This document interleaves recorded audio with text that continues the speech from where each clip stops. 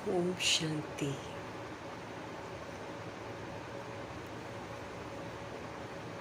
स्मृति में हमें रखना है कि हम शांत स्वरूप आत्मा है, शांति के सागर परमपिता परमात्मा की संतान है और शांति धाम की रहने वाली है। इस स्मृति से सारा दिन पाठ बजाना है। हमें रोज़ याद दिलाया जा रहा है कि हम आत्मा हैं और रोज़ आत्मा की क्या विशेषताएं हैं, वो जो मान है वो बाबा स्वमान के रूप में हमको रोज़ देते हैं। अब आत्मा की जिम्मेवारी और जवाबदारी ये है कि ये जो स्वरूप की पहचान बाबा देते हैं, स्वमान की देते हैं, इसी में रहकर हमें पाठ बजाना है। मुझे सबूत देना है कि मैं आत्मा हूँ। अपनी रियलिटी में लौटना है। भगवान की हम संतान हैं, इसको हमको प्रूव करना है। स्वमान में रहकर ही हम प्रूव कर सकते हैं कि हम भगवान के बच्चे हैं।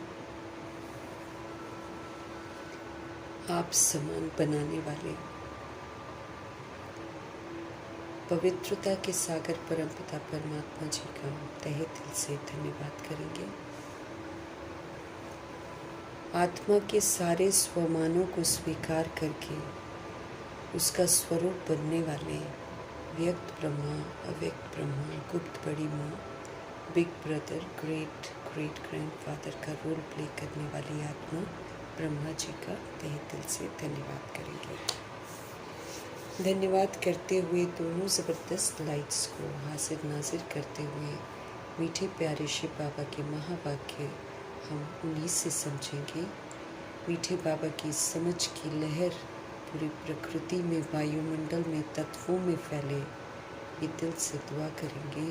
इसकी बड़ी ज़रूरत है और मीठे बाबा की मीठी समझ की लहर यूनिवर्स में मौजूद सभी रूहों तक पहुँचे, ये भी बड़ी ज़रूरत है। इसलिए हम सभी आत्माएं मीठे बाबा की मीठी मुरली उन रूहों को भी समर्पित करेंगे। उन आत्माओं में भी जागृति आए जो इस समय वृद्ध शरीरों में है लेकिन दैहिक रिश्तों में खोई हुई हैं। उन तमाम रूहों के प्रति यही दिल से दुआ करेंगे कि उनका बुद्धि का योग जो है वो सत्य परमपिता परमात्मा जी के साथ लग जाए और बाकी सब जगह से हट जाए। फिर उन आत्माओं के लिए समर्पित करेंगे जिनके साथ हम संबंध संपर्क में आए हैं लेकिन नकारात्मकता से हम जुड़े हुए हैं, शिकवे शिकायतों से जुड़े हुए हैं, अधूरे बंधनों से जुड़े हुए हैं। ऐसी आत्माएं जो हैं जहाँ कहीं भी हों, सबके लिए प्रभु जी की मुरली समर्पित करेंगे। हर आत्मा का बुद्धि का योग परमपिता परमात्मा जी के साथ लगे, हर आत्मा पवित्र बने, दिल से दुआ करेंगे। मीठे प्यारे शिव पिता परमात्मा जी के महावाक्य उन रूहों के लिए भी समर्पित करेंगे जो हम आत्माओं के साथ लौकिक में कनेक्टेड हैं। सभी आत्माओं का बुद्धि का योग सत्य परमपिता परमात्मा जी के साथ लगे, हम आत्माओं से हटे, ये दिल से दुआ करेंगे। मीठे बाबा की मीठी समझ उन रूहों के लिए हम समर्पित करेंगे जो रोज़ अचानक शरीर छोड़ रहे हैं और जो उनसे संबंधित रूहें हैं वो भी बेचैन हैं। सभी रूहों तक प्रभु जी की समझ पहुँचे और आत्मा जो है इस ड्रामा के सत्य को जाने, अपने आप को जाने, परमपिता परमात्मा को जाने, दिल से दुआ करेंगे। उन रूहों के लिए समर्पित करेंगे जो इस समय गर्भ में प्रवेश कर रही हैं। उन रूहों के लिए समर्पित करेंगे जो हॉस्पिटलों में पीड़ित हैं, घरों में पीड़ित अवस्था में हैं, जो प्राकृतिक आपदाओं के शिकार हैं, जो दैहिक हिंसाओं के शिकार हैं, जो माया के प्रकोप के कारण अलबेली बन गई हैं, जो तंत्र मंत्र के कारण अलबेली बन गई हैं, जो वाम मार्ग में चली गई हैं, जो वाम मार्ग में जाने की तैयारी कर रही हैं, तमाम रूहों तक प्रभु जी की समझ पहुँचे। आत्माएं और आत्मघात न करें, परमपिता परमात्मा से जुड़ जाएं, ये दिल से हम सब दुआ करेंगे। उन आत्माओं के लिए समर्पित करेंगे जो इस समय कुमार कुमारियों के शरीरों में है, छोटे शरीरों में विराजमान है। उन रूहों के लिए समर्पित करेंगे जो अपनी संस्था बनाकर बैठे हैं, खुद भी गुमराह हैं, दूसरों को भी गुमराह कर रहे हैं। फिर जो भिन्न भिन्न सत्ताएं हैं, राज्य सत्ता है, भक्ति की सत्ता है, धर्म की सत्ता है, विज्ञान की सत्ता है, मठ पंथ हैं, और भिन्न भिन्न वर्ग जो है, सभी रूहों तक बाबा की समझ पहुँचे। हर रूह जो है परमपिता परमात्मा से जुड़कर अपने स्वधर्म में वापस आए, दिल से दुआ करेंगे। मीठे बाबा की मीठी समझ उन आत्माओं तक पहुँचे जो इस समय वैश्याएँ बन गई हैं, गणिकाएँ बन गई हैं, देह के धंधे जो इनसे करवा रहे हैं, सभी रूहों में देह के धंधों से वैराग आए और प्रभु प्रीत जग जाए। दिल से हम सब दुआ करेंगे।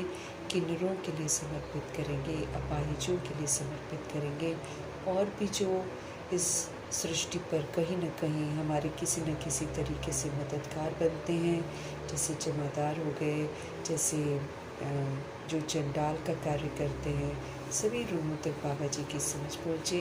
हर आत्मा अपने स्वधर्म में लौटे, हर आत्मा पवित्र बने। दिल से दुआ करेंगे। मीठे बाबा की मीठी समझ यादव गौरव यवनों तक पहुँचे। मीठे बाबा की मीठी समझ भूत प्रेत आत्मा जो बन गई हैं उन तक पहुँचे। जो तंत्र मंत्र रिद्धि सिद्धियाँ कर रही हैं, आनंदित हो रही हैं, उन रूहों तक प्रभु जी की समझ पहुँचे। सभी आत्माएं अपने ओरिजिनल स्वधर्म में वापस आए। दिल से दुआ करेंगे।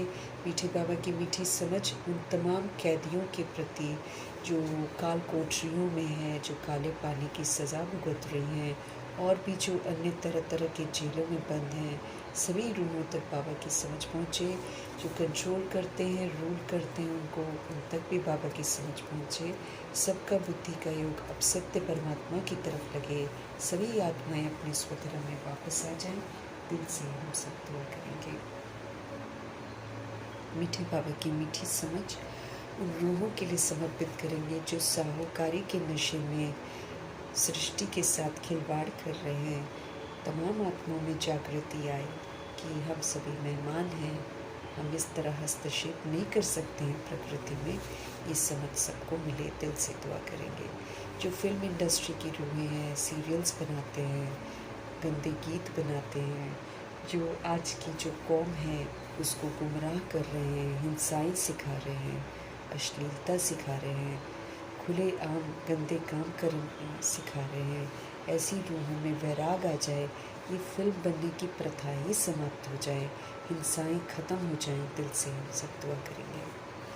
मीठे बाबा की मीठी समझ उन आत्माओं तक पहुँचे जो जानवरों से भी बदतर हो गए हैं, अंक तस्करियाँ कर रहे हैं, ह्यूमन फ्लैश एनिमल फ्लैश खा भी रहे हैं और उसके धंधे भी करवा रहे हैं। ऐसी आत्माओं को सद्बुद्धि आए, सब तक बाबा की समझ पहुँचे, हर आत्मा अपने स्वधर्म में लौटे। दिल से हम सब दुआ करेंगे।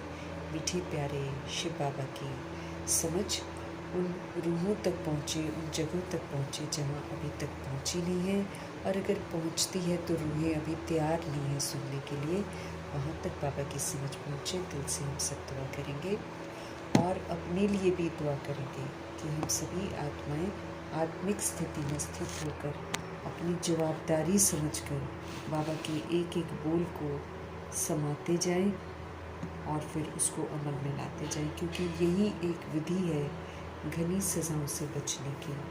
तो आत्मिक स्थिति में स्थित होकर सुप्रीम सोल से हम उनके महावाक्य उन्हीं से समझेंगे। मीठे मीठे बाबा बोले, मीठे बच्चे, शिव बाबा को ये भी लालसा नहीं है कि बच्चे बड़े होंगे तो हमारी सेवा करेंगे। वो कभी बूढ़ा होता ही नहीं है, बाप ही है निष्काम सेवाधारी। जो शरीर लेता है उसका शरीर जो है वो परिवर्तन होता है।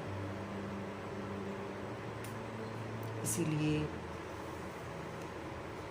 हम किसी चीज़ का घमंड नहीं कर सकते हैं। बचपन हमेशा नहीं रहता, लड़कपन हमेशा नहीं रहता, जवानी हमेशा नहीं रहती, और बुढ़ापा जो है वो सतयुग में भी आता है, लेकिन उसमें रोग नहीं होते हैं।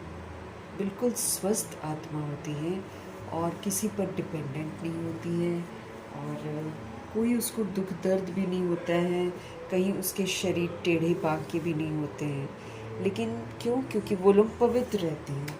हम लोग यहाँ पर अपवित्रता को अपना लेते हैं, इसलिए शरीर का जो परिवर्तन है वो बचपन में भी दुखदाई होता है, लड़कपन में भी आजकल दुखदाई हो जाता है, जवानी में भी। बाबा ने बोला कि पहले के जो वृद्ध शरीर में रहती थी आत्माएं, वो आज के जो जवान हैं उनसे कहीं बेहतर थी।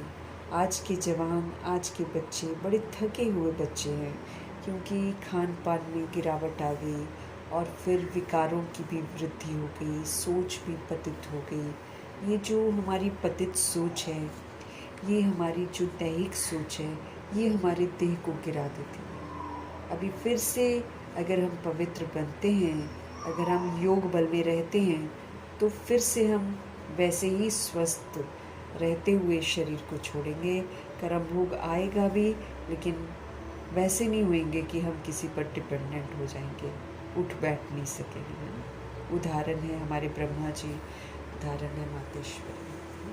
घने कर्म भोग उनके साथ आए, क्योंकि वो पहली आत्माएं हैं जो विस्मृत होती हैं, इसलिए उनका हिसाब किताब बहुत घना हो जाता है। लेकिन तो भी कर्म भोग आते हुए उनको हम कहीं नहीं देखते हैं, न सुनते हैं कि उन्होंने किसी का सहारा लेकर वो चले होंगे या डिपेंडेंट हुए होंगे। नहीं, ऐसा नहीं। हंसते और खुशी खुशी उन्होंने अपने सारे कर्म भोग जो है बाबा की याद में चुकतो किए हैं। तो हम यहाँ भी रहते हुए, पवित्र रहते हुए, अपनी जो अवस्थाएं हैं उससे गुजरते हुए, बिना डिपेंडेंट हुए हम सभी आत्माएं अपना शरीर छोड़ सकती हैं। तो लेकिन हमारे जो मीठे बाबा हैं वो तो, उनको लालसा नहीं है। अब यहाँ के शरीर के माँ बाप जो होते हैं, अगर लड़कियाँ हो जाती हैं 3-4, तो भी वो लोग वेट करते हैं कि लड़का भी हो, और लड़का हमको बुढ़ापे में देखेगा। अब ये सृष्टि रूपी ड्रामा हमको समझाता है कि कर्म अच्छे करो, फिर तुमको किसी पर डिपेंडेंट होने की ज़रूरत नहीं होगी। कर्म अच्छे होंगे तो हर तरह का सहयोग मिलेगा, लेकिन कर्म जब बुरे हो जाते हैं तब फिर हम लोग डिपेंडेंट बन जाते हैं। हमारे शिव बाबा को ये कोई लालसा नहीं है दुनिया के माँ बाप की तरह कि बच्चे बड़े होंगे, फिर ये कमाएंगे और फिर हमारी सेवा करेंगे। हमको पक्षियों से सीखना है कि पक्षी जो होते हैं वो कैसे बच्चों के लिए घोंसला बनाते हैं, कितनी मेहनत करती है। एक चिड़िया छोटा छोटा तिनका लाकर कितना खूबसूरत घोंसला बनाती है, कितना शक्तिशाली घोंसला बनाती है, ताकि उसके बच्चे उसके अंदर सेफ रहें।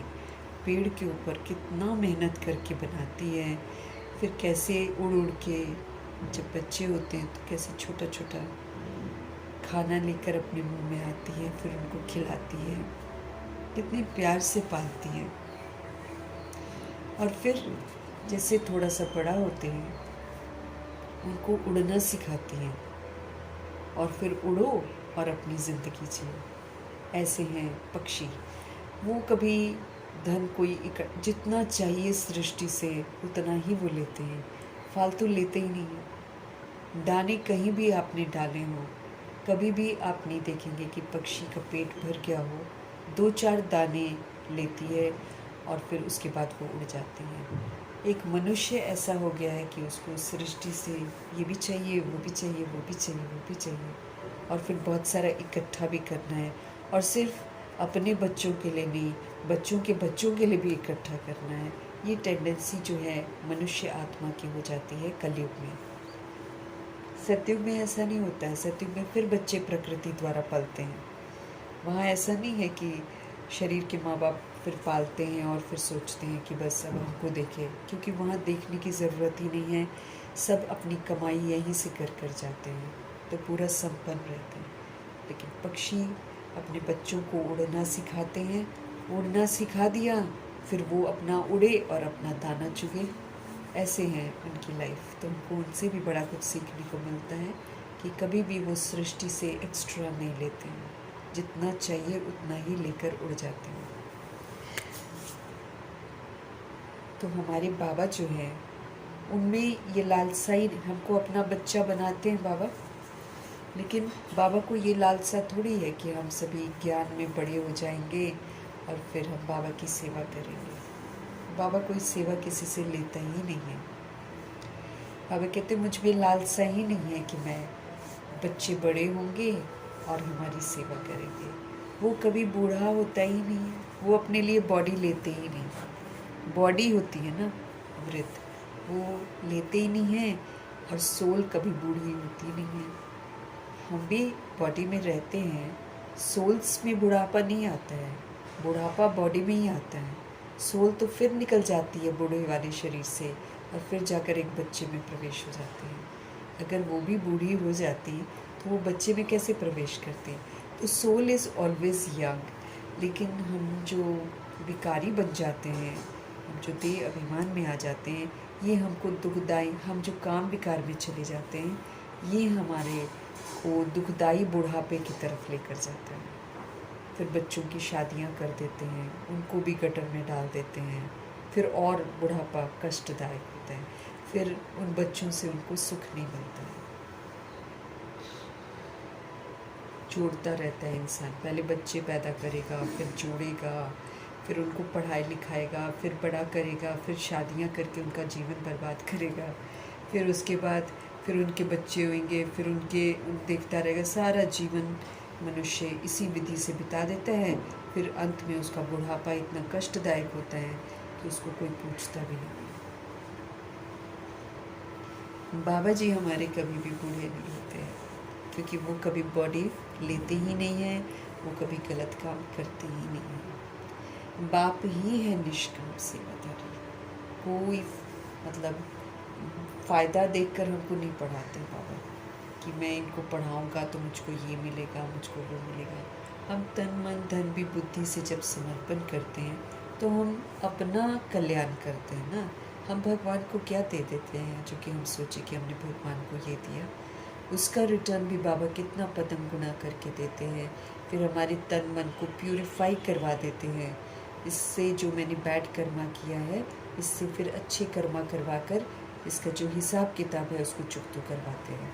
तो बाबा तो निष्काम सेवाधारी हैं, वो हमसे कभी भी किसी चीज़ की एक्सपेक्टेशंस नहीं रखते हैं। बाकी दुनिया में जितनी भी रूहें हैं वो सभी एक्सपेक्टेशंस रखती हैं एक दूसरे से, फिर पूरा नहीं होता है तो फिर दुखी भी होती हैं, फिर अपने रिश्ते भी बिगाड़ देती हैं, रिश्ते भी बिगाड़ लेती हैं। तो बाबा हमारा निष्काम सेवाधारी है। प्रश्न है, भोलानाथ शिव बाबा हम सब बच्चों का बहुत बड़ा ग्राहक है, कैसे? भोलानाथ शिव बाबा हम सभी बच्चों का बहुत बड़ा ग्राहक है, कैसे? उत्तर है, बाबा कहते मैं इतना भोला ग्राहक हूँ जो तुम्हारी सारी पुरानी चीज़ें खरीद कर लेता हूँ और फिर उसके रिटर्न में सब नई नई चीज़ें देता हूँ।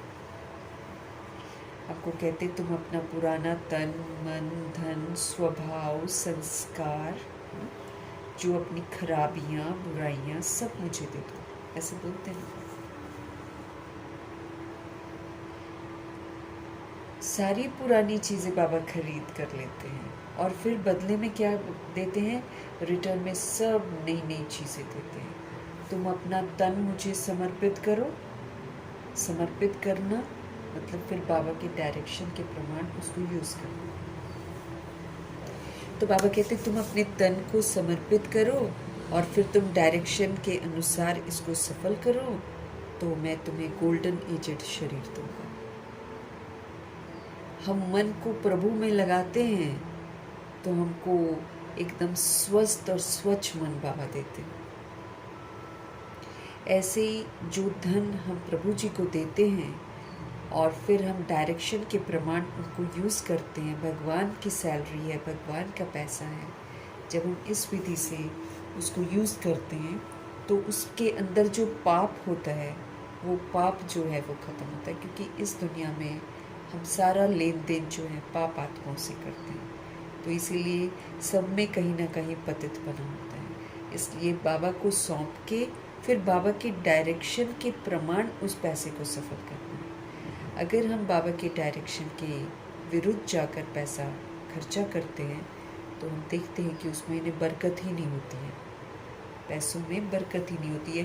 फिर सारे पैसे इधर उधर बेकार निकलते रहते हैं।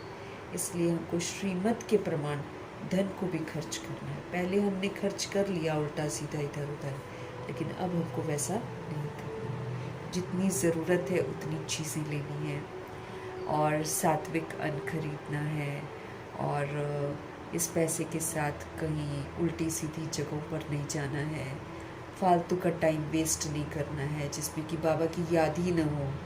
ऐसे में हम जहाँ धन वेस्ट करते हैं वो फिर हमारा धन जो है वो वेस्टेज वाला लिस्ट में आ जाता है, और हम बाबा की श्रीमत के खिलाफ जाकर जब हम बाहर से खाना खाते हैं तो भी हम धन को मिसयूज़ करते हैं, क्योंकि बाबा की तो मना है। बाबा इसलिए मना करते हैं क्योंकि बाहर जो भी खाना बनाते हैं वो सारे विकारी वृत्ति दृष्टि वाले हैं। जब हम उनके हाथ का खाते हैं और फिर उनमें लोभ भी होता है पैसा कमाने का, और पैसा आए और पैसा आए, फिर मूवीज़ टीवीज़ सारे लगे हुए होते हैं, देख कर खाना बनाते हैं। कई लोग बातें करके खाना बनाते हैं तो गालियाँ भी देते रहते हैं, फिर सारी पतित बातें या सत्ताओं की बातें करते हैं, तो सारा क्या है भोजन में चला जाता है। फिर हम पैसा खर्च करें वैसा वाला भोजन खाने में तो फिर हमको अन्न दोष लगता है। फिर कभी हम बुरा संग करते हैं, मतलब वो बुरा संग वो बुरा हो जाता है जहाँ पर भगवान की चर्चा नहीं होती है। तो भगवान की चर्चा नहीं होती है तो हम सारा बुरा काम ही तो करते हैं, तो वो बुरी संगत हो जाती है, तो हमको संग दोष लग जाता है, हमको अन्न दोष लग जाता है। फिर जब हम किसी के साथ हैं और कोई वाणी गलत यूज़ कर रहा है, उसके साथ हम भी वाणी गलत यूज़ करते हैं तो फिर वाणी का दोष लग जाता है। वो गलत चीज़ें देखते हैं, हम भी उनके साथ गलत चीज़ें देखते हैं तो दृष्टि का दोष लग जाता है। हम वो गलत बातें सुनाते हैं, हम गलत बातें सुनते हैं तो सुनने का दोष लग जाता है। इससे क्या होता है, हमारा बुद्धि का ताला बंद होना शुरू हो जाता है। फिर जो बाबा हमको समझाते हैं वो हमको समझ में नहीं आता, फिर हम अपनी मन मर्जी से चलते हैं। समझ खत्म हो जाती है कि राइट क्या है, रॉन्ग क्या है, पाप क्या है, पुण्य क्या है, फिर उल्टे रास्ते पर चल पड़ते हैं। इसलिए हमको तन मन धन बाबा को समर्पण करना होता है बुद्धि से, और फिर जैसे बाबा बोलते हैं कि इसको यूज़ करो फिर वैसे ही यूज़ करना होता है। भाग्य बनता है, कदमों से भाग्य बनता है, हाथों से भाग्य बनता है, भ्रकुटी से भाग्य बनता है, दृष्टि से भाग्य बनता है, बोल से भाग्य बनता है, मुस्कुराहट से भाग्य बनता है। हमारी हर चीज़ को बाबा सफल कराते हैं। संकल्प पॉजिटिव प्योर पावरफुल करेंगे तो संकल्प से भाग्य बनता है, कर्मों से भाग्य बनता है, वृत्ति से भाग्य बनता है। किससे भाग्य नहीं बनता है, सब चीज़ों से भाग्य बनता है। तो ये समय है भाग्य बनाने का, इसीलिए हम सभी आत्माएं सब कुछ बाबा को समर्पित करते हैं। फिर बाबा जैसे बोलते हैं फिर हम उसको यूज़ करते हैं, तो हम दोष से बच जाते हैं, फिर हमको दोष नहीं लगेगा। बाबा कहते हैं मैं तो इतना भोला ग्राहक हूँ, जो तुम्हारी सारी पुरानी चीज़ें जो किसी काम की नहीं है, जो एकदम पतित बन गई हैं, वो सारी मैं खरीद कर लेता हूँ। हम बुद्धि से उनको देते हैं और वो लेते हैं, फिर हमको लौटा देते हैं। अब मेरा तन थोड़ी ले लेते हैं बाबा, लेकिन मैं आत्मा तन को समर्पित करती हूँ तो फिर बाबा मुझे बताते हैं कि तन को कैसे यूज़ करना है, मन को कैसे यूज़ करना है, बुद्धि को कैसे यूज़ करना है, हर चीज़ बाबा बताते हैं। फिर जब हम उनके कहे अनुसार उसको यूज़ करते हैं तो फिर वो सफल होता है।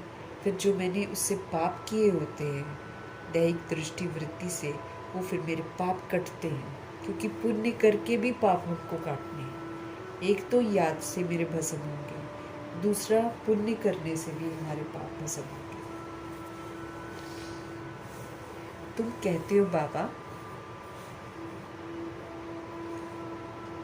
ये तन, ये मन, ये धन सब आपका है, तो इसकी उसकी एवज में तुम्हें ब्यूटीफुल तन मिल जाता है और अपार धन मिल जाता है, और मन हमारा एकदम शुद्ध स्वच्छ, जिसमें कोई मैल ना हो, जिसमें किसी की कोई बात ना हो, कोई पुरानी बातें ना हो, चित्त पर किसी की भी कोई बात ना लिखी हो, तो हमको अपार धन मिलता है। Beautiful body, golden aged body, कंचन काया, जिसमें रोग ही नहीं है, जिसमें गंदगी नहीं है, जिसका गर्भ भी महल है। इतना रिटर्न सुंदर करते बाबा। हम देकर तो देखें, हम अपनी दृष्टि उनको देकर तो देखें, हमारी दृष्टि को पवित्र कर देते हैं। हमारे सारे जो कर्म इंद्रियां हैं उसको पवित्र बना देते हैं। सब कुछ अगर हम सौंप दें उन्हें और फिर उनकी डायरेक्शन पर चले, तो हमारा सब कुछ प्योर हो जाता है। तो प्रभु जी बोल रहे हैं कि देखो मैं तुमसे खरीदता क्या हूँ, मैं तो तुम्हारा मैं तो भोला ग्राहक हूँ। भोला ही लेगा ना हमसे बुरी चीजें।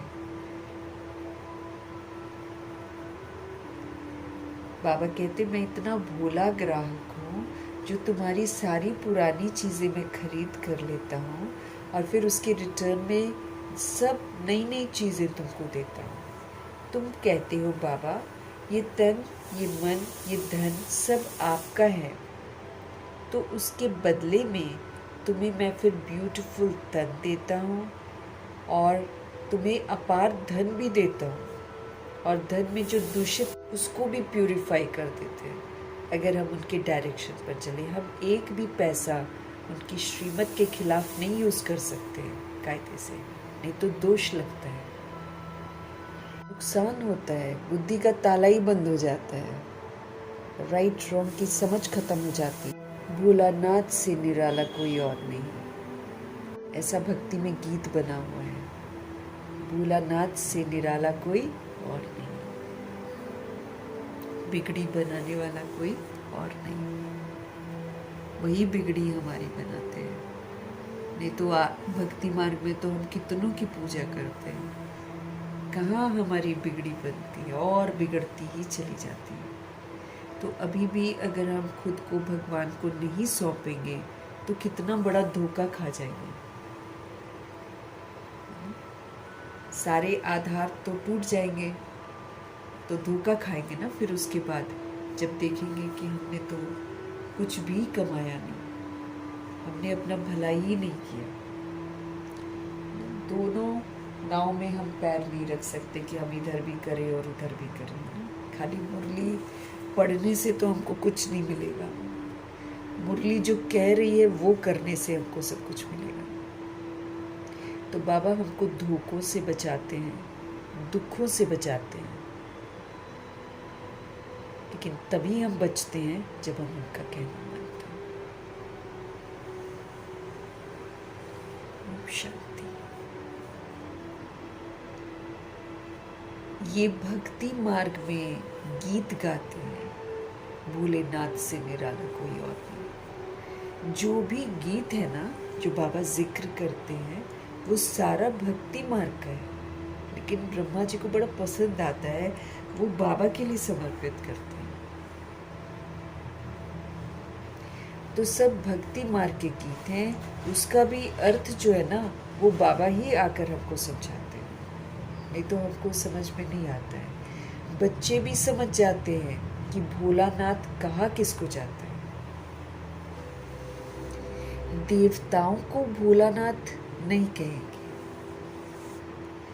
गाया हुआ है सुदामा ने 2 मुट्ठी अन्न की दी तो उसको महल मिल गया। अब वो तो दिखाते हैं कि कृष्ण ने उसको महल दिया, लेकिन हम सभी आत्माएं जो बाबा को देते हैं वो सूखे चावल की तरह ही है, और 2 मुट्ठी ही है जो देते हैं, लेकिन उसके बदले में भगवान जी गोल्डन पैलेस देते हैं सबको। तो उसमें एक उदाहरण दिया हुआ है। तो हम सभी आत्माएं मन से इतने गरीब हो जाते हैं तो सुदामा ही कहे जाते हैं। गाया हुआ भी है, सुदामा ने 2 मुट्ठी अन्न की दी तो उसको महल मिल गए। ये किस बात की कहा, इसी बात की है ना कहावत कि हम सभी आत्माएं क्या देते हैं भगवान को, लेकिन भगवान उसके बदले में हमको सचखंड का वर्षा देते हैं।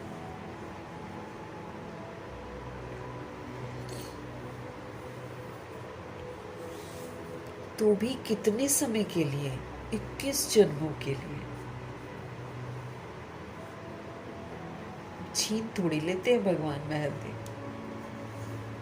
तो एक जन्म ये संगम युग में हम अनुभव करते हैं बाबा के साथ। अगर हम समर्पित हो जाए ना तन मन धन से बाबा को, दिल से, तो बाबा एकदम शाही तरीके से रखता है। हम दादियों को देख सकते हैं, बाबा भूखे थोड़ी मरने देता है किसी को। परीक्षा जरूर ड्रामा लेता है, तो बाबा कहते हैं उस परीक्षा तक तो तुमको थोड़ा रुकना पड़ेगा, लेकिन उसके बाद तो बाबा एकदम सुरक्षित रखता है। अब जो सोल समर्पित हो गई हैं, मधुबन में रहती हैं, चाहे सेंटर्स पर रहती हैं, अगर वो दिल से समर्पित हो गई हैं तो उनको जॉब करने का चिंता है क्या? न घर की चिंता, न जॉब की चिंता, न किसी और की चिंता, स्वतः ही बाबा पालना कर रहे हैं। अगर सोल्स कुर्बान हो जाती हैं भगवान पर और न्यौछावर कर देती हैं अपना जीवन, तो देखो बाबा कितना सुंदर तरीके से रखता है सबको। कोई दिक्कत, कोई परेशानी नहीं है। ऐसे ही हम सभी आत्माएं अगर घर में भी रहते हुए बाबा को दिल से समर्पित हो जाएंगे तो हमको चिंता करने की जरूरत नहीं है। ये तो देह अभिमान चिंता करता है। क्यों? क्योंकि देह अभिमान वाली आत्मा कायदे से चल नहीं रही है, इसलिए चिंतित है। लेकिन जो प्रभु को समर्पित कर देता है सब कुछ, उसको तो न तन की चिंता है, तो न मन की चिंता है, तो न धन की चिंता है कोई चिंता। भगवान की पालना सबसे सुंदर पालना है, लेकिन वो तब करते हैं जब हम उनको समर्पित हो जाते हैं। अब हम समर्पित ना हो और हम देह अभिमान में सोचते रहें कि हम कमाते हैं, हम करते हैं, फिर बाबा बोलते हैं फिर करो, फिर खुद, फिर उतनी डिफ़िकल्टीज का सामना करते हो। नहीं तो जो सोल अपना तन मन धन समर्पण कर देगी तो उसका तन भी एक्टिव रहेगा, लेकिन वही है दिल से सौंपना पड़ता है। लेकिन जहाँ हम सोचते ना कि हम ठीक करेंगे या हम कमाएंगे या हम कर रहे हैं, वो फिर उतना ही स्ट्रगल करती है सोल। फिर बाबा साथ नहीं देते हैं कि ठीक है तुम ही करो। फिर बाबा क्या बोलते हैं, तुम वो करो जो मैं तुम्हें कहता हूँ, फिर मैं वो कर दूंगा जो तुम्हारी ज़रूरत होगी। और करवाता है कितने मतलब एग्जाम्पल्स हम देख सकते हैं। और अकॉर्डिंग टू समर्पण आप देखो तो किस विधि से आत्माएं आगे निकलती हैं। नंबर बार तो हैं, बाबा मम्मा को देखेंगे, दादियों को देखेंगे, आज के समय में सिस्टर शिवानी को देखेंगे। प्रैक्टिकल प्रूफ है भाई सारी तरफ, कुछ छिपा हुआ तो है नहीं। कि तन मन धन से जो समर्पित होता है और भगवान जिसकी पालना करते हैं, उसकी स्थिति कैसी होती है। उसको कुछ सोचने की ज़रूरत नहीं है, वो सदा खुश रहेंगे, सदा संतुष्ट रहेंगे। उनको ये भी नहीं सोचना है कि कहाँ से खाने को आएगा, कहाँ कमाना है। भगवान ऐसे सुंदर रास्ते खोल देते हैं। लेकिन वही है कितना हम समर्पित होते हैं बाबा को बुद्धि से। बच्चे भी समझ जाते हैं कि भोलानाथ किसको कहा जाता है। देवताओं को तो भोलानाथ नहीं कहेंगे। गाया हुआ है सुदामा ने 2 मुट्ठी अन्न की दी तो उसको महल मिल गए। तो भी कितने समय के लिए, 21 जन्मों के लिए। से हम लोगों ने उस दिन पढ़ा था कि ये जो ब्राह्मण संसार है ये है बेगमपुर, यहाँ कोई गम नहीं है। ब्राह्मण संसार जो बाबा ने बनाया है ये है बेगमपुर, यहाँ का बादशाह बनाता है बाबा। तो जितना हम श्रीमत पर चलते हैं उतनी बादशाही हम संगम युग में भी अनुभव करते हैं। संगम युग में बादशाही है, बेगमपुर का बादशाह ब्रह्मा जी नंबर 1, फिर मातेश्वरी, फिर दादियाँ कितने आराम से, मतलब एक रोटी भी खाई कितने आराम से, उसको भगवान का प्रसाद समझकर खाया। सदा खुश, सदा संतुष्ट रहे। तो है ना बेगमपुर के बादशाह। हम बाबा के बच्चे बने हैं, हमको देखना है कि हम कितना ब्राह्मण संसार में रहते हैं। ब्राह्मण संसार में है तो बेहद की बादशाही है, और अगर यही कलयुग के संसार में है, कलयुग को देख रहे हैं, तो फिर तो गरीब हैं एकदम, उदास, गरीब, दिल शिकस्त। यहाँ तो फिर बहुत कुछ होते हुए भी और चाहिए और चाहिए, ये नहीं है वो नहीं है, बस इसी में जूझ रहे हैं। भगवान के रहते हुए भी खुश नहीं रह पा रहे हैं, फिर कब रहेंगे? खुशियों के संसार में कैसे जाएंगे? इसलिए बाबा बोलते हैं 21 जन्मों के लिए मिल जाता है। तो एक ये जन्म जो है ये सारी अनुभूतियों का है, ये बेगमपुर की बादशाही का है। ब्राह्मण संसार में आकर बादशाह बनकर इंसान रहता है, कोई चाहना नहीं, सब कुछ उपलब्ध है, सेटिस्फाइड, कंटेंटेड सोल। और बाकी तो 2500 वर्ष की राजधानी में तो है ही बादशाही, वहाँ तो कुछ है ही नहीं ना, कि अप्राप्ति तो है नहीं। 21 जन्म के लिए। अब बच्चे समझते हैं कि बाप आकर के भारतवासियों को बरोबर हीरे जवाहरों के महल देते हैं। जो सोल भारत को स्वर्ग बनाने में मदद करती है, जो स्वर्ग की विशेषताओं को धारण करती है, वो जो भारतवासी है उनको बाबा हीरे जवाहरों के महल देते हैं। ऐसे नहीं मिलेंगे हीरे जवाहरों के महल। जब हम यहाँ पर रहते हुए भारत को स्वर्ग बनाएंगे तब। अब बच्चे समझते हैं कि बाप आकर के भारतवासियों को बरोबर हीरे जवाहरों के महल देते हैं। किसकी एवज में देते हैं? बच्चे कहते हैं बाबा ये तन मन धन सब आपका है। ब्रह्मा जी कुटिया में रहकर ही बादशाह अनुभव करते थे।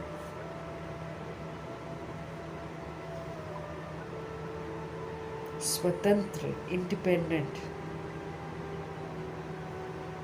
उनको ये कलयुग के मकान या जो भी बनाए थे उनको भाए नहीं, और ना उसमें जाकर वो रहे हैं, अंत तक वो कुटिया में ही रहे। उन्होंने वहीं पर बादशाही का अनुभव किया है, क्योंकि कलयुग की किसी चीज़ की उन्होंने चाहना नहीं रखी। सृष्टि से ही वो खजूर के पेड़ की डालियाँ ली, उसी से अपनी कुटिया बनाई, उसी में वो रहे। आज बना दिए ना पक्की कुटिया। बाबा तो साधारण वाली में ही रहते थे। तो इसलिए क्योंकि लोग आए देखे हैं ना कि ब्रह्मा जी ने कैसे तपस्या करी है। अब बच्चे समझते हैं कि बाप आकर के भारतवासियों को, जो सोल भारत को स्वर्ग बनाएगी, उसको हीरे जवाहरों के महल में देंगे। किसकी एवज में देते हैं बाबा महल? जब हम तन मन धन सब बाबा को समर्पित करते हैं तब।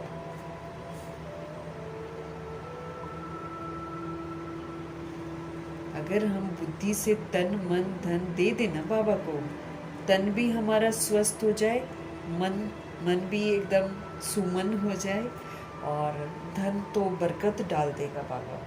लेकिन जहाँ हम उसमें से निकाल कर बाबा की श्रीमत के खिलाफ जाकर उसको खर्च करते हैं, तो उस महीने आप देखेंगे आपकी बरकत खत्म, ज़्यादा खर्चे होने शुरू हो जाते हैं। हमको सारे डायरेक्शन मिले हैं, हमको तो जितना हम लोगों ने पाप कर रखे हैं उसके अनुसार हम 1 सेकंड भी वेस्ट नहीं कर सकते हैं, ये बाबा का कहना है। तो उसमें हम सारी दिनचर्या में देख सकते हैं कि क्या हम कर रहे हैं, क्या हम भारत को स्वर्ग बनाने में मददगार बन रहे हैं, क्या हम विश्व की सेवा कर रहे हैं, क्या हम उन रूहों की सेवा कर रहे हैं जो द्वापर युग और कलयुग में आई और हमको देखकर बिगड़ गई। क्या हम उनके लिए शुभ भावना शुभकामना का सहयोग देते हैं, क्या हम श्रीमत पर चलकर एक एक पल सफल करते हैं। तब तो बाबा मेरी जवाबदारी और जिम्मेवारी जो है उसको पूरा भी करवाएंगे और फिर बाबा मेरी जिम्मेवारी भी लेंगे। जब हम करेंगे ही नहीं तो हमको मिलेगा क्या? कुछ भी नहीं। और इधर जो पुरानी दुनिया है ये तो विनाश हो जाएगी, इधर तो वैसे ही कुछ नहीं मिलने वाला और सारे आधार भी टूट जाएंगे। कोई भी सोल किसी को छोड़कर कभी भी चली जाएगी। एक साथी शिव बाबा है बस, और कोई साथी थोड़ी है हमारा। किसकी एवज में देते हैं हीरे ज्वारों के महल? बाबा स्पष्ट कर रहे हैं, ये तन, ये मन, ये धन सब आपका है। जो बच्चे ऐसा कहते हैं और निभाते हैं उनको मिलता है, आपका ही दिया हुआ है। किसको बच्चा पैदा हुआ तो लोग कह देते हैं कि हमको भगवान ने दिया। कहने वाले कौन है? आत्मा कहती है शरीर के द्वारा। भगवान अर्थात बाप ने दिया। बाप कहते हैं सब कुछ तुमको अब देना होगा। है ना? भक्ति मार्ग में सब लोग बोलते हैं ये तो भगवान का दिया हुआ, ये तो भगवान का। अंदर से नहीं बोलते हैं लेकिन बाहर से बोलते हैं सब भगवान ने दिया है, बच्चे हुए हैं भगवान ने दिए हैं, ऐसे बोलते हैं। गलत काम खुद करते हैं और फिर बोलते हैं भगवान ने दिए हैं। तो बाबा कहते तुमने जो इतना बोल रखा है ना भगवान ने दिया है, भगवान ने दिया है, तो अब आपको सब कुछ देना होगा। फिर दिया है ना तो अब भगवान वापस मांग रहे हैं कि दे दो वापस। तो बाबा क्या बोलते हैं? बच्चे कहते बाबा ये तन मन धन सब आपका है, आपका ही दिया हुआ है, ऐसे बोलते हैं। तो फिर बाबा क्या बोलते हैं? किसी को बच्चा पैदा हुआ तो कह देंगे भगवान ने दिया है। धन के लिए भी कहेंगे भगवान ने दिया है। कहने वाला कौन? आत्मा कह रही है। तो फिर भगवान कहते हैं भगवान अर्थात बाप ने दिया है। तो बाबा कहते हैं सब कुछ फिर तुमको अब देना पड़ेगा। अब बाबा कहते हैं दे दो, अब सारा कुछ वापस हो गया, ड्रामा में खेल खेल लिया, अब सब कुछ मुझे दे दो। उसकी एवज में हम तुमको बहुत ब्यूटीफुल तन ट्रांसफ़र कर देंगे। तुम अपना ये वाला तन मुझे दो, बुद्धि से दो। बाबा कोई ले नहीं लेता है लेकिन बुद्धि से दो। फिर देना मतलब फिर बाबा के डायरेक्शन पर इसको यूज़ करना। फिर इसका एक कदम भी बाबा के डायरेक्शन के खिलाफ नहीं होना चाहिए। इसको ईश्वरीय सेवा में सफल करना।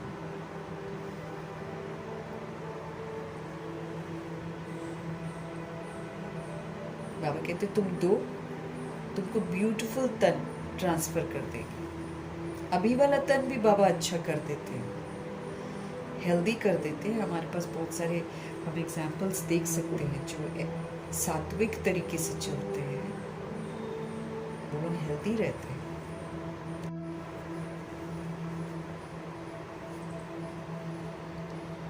सब कुछ तुमको अब देना होगा, उसकी एवज में हम तुमको बहुत ब्यूटीफुल तन ट्रांसफ़र कर देंगे, अपार तुमको धन देंगे। तुम ये कलयुग का धन मुझे सौंप कर फिर श्रीमत पर इसको यूज़ करो तो फिर मैं तुमको अथाह धन दूँगा। वहाँ कोई धन की कमी होती है गोल्डन एज में? इस समय भी नहीं होती है कमी अगर हम भगवान जी को सौंप दे तो।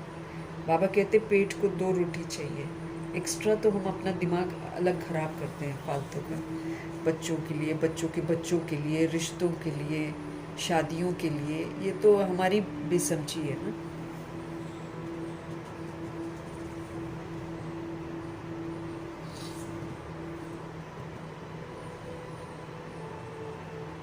बाबा कहते किसको देंगे बाबा अपार धन, किसको देंगे ब्यूटीफुल तन? ज़रूर बच्चों को ही तो देंगे, जो बच्चा बनेगा उसको देंगे। बच्चा कौन होता है? आज्ञाकारी, ईमानदार, वफादार, फरमानबरदार। लौकिक बाप से तो थोड़े समय के लिए धन मिलता है। अगर शरीर का बाप है, उसके पास धन है, तो वो तो थोड़े समय के लिए मिलता है ना? वो भी जब तक जीवित हैं तब तक मिलेगा। बेहद का बाप, ये तो सभी आत्माओं का पिता है, ये तो बेहद के खजाने के मालिक हैं। ये हमको बेहद का वर्षा देते हैं, छोटा मोटा वर्षा नहीं देते। अगर हम इनके बन जाते हैं तो ये 2500 वर्ष की राजधानी का वर्षा देते हैं। 2500 वर्ष नो कमी। उसके बाद भी द्वापर में भी कोई कमी नहीं होती है।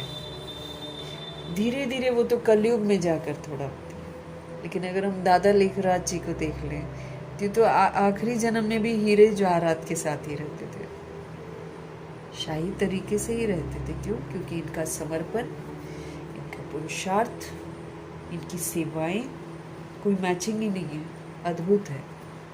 अभी अव्यक्त में भी सेवा कर रहे हैं, इसलिए इनका आखिरी जन्म भी, चलो चाहे विकार में गए हों, परिवार बनाया हो, लेकिन धन के मामले में ये धनवान ही थे, क्योंकि ज्ञान धन इन्होंने बड़ा सफल किया है। देखो हम लोग कैसे अपनी किस्मत खुद ही बनाते हैं। कल पहले संगम युग में क्या किया होगा उसका परिणाम है। अब अगर हम त्रिकालदर्शी बनकर देखें ड्रामा को, तो कल पहले जो हमने किया होगा उसका अभी प्रेजेंट मेरा चल रहा है। लेकिन अभी मेरे पास एक ऑप्शन है कि मैं, अगर प्रेजेंट मेरा अच्छा नहीं है तो मैं इसको परिवर्तन कर सकती हूँ। मेरे पास ये अपॉर्चुनिटी है। कैसे? श्रीमत पर चलकर प्रभु को सब कुछ सौंप कर हम ये कार्य कर सकते हैं। और जब हम इसको करेंगे, है ना, तो फिर हमको आगे वाला जो समय होगा वो अच्छा वाला होगा। लेकिन अगर हम पिछले वाला परिणाम को देखकर झुलसते ही रहेंगे तो फिर मेरा आगे भी फिर गंदाई वाला होगा। इसीलिए इसमें जागृत होने की ज़रूरत है। तन मन धन सब प्रभु को सौंप के फिर उनके डायरेक्शन पर चलने की ज़रूरत है। फिर देखो कितना निखार देंगे बाबा, फिर देखो कैसे साक्षात्कार कराएंगे बाबा। उसके लिए हमको तैयार होना है। हम तुमको बहुत ब्यूटीफुल तन देंगे, ट्रांसफ़र कर देंगे, आपको बहुत सारा धन भी देंगे। लेकिन किसको देंगे? जो बच्चे बनेंगे उनको देंगे। शरीर का बाप तो थोड़े समय के लिए आपको धन देगा, बेहद का बाप तो बेहद का वर्षा देते।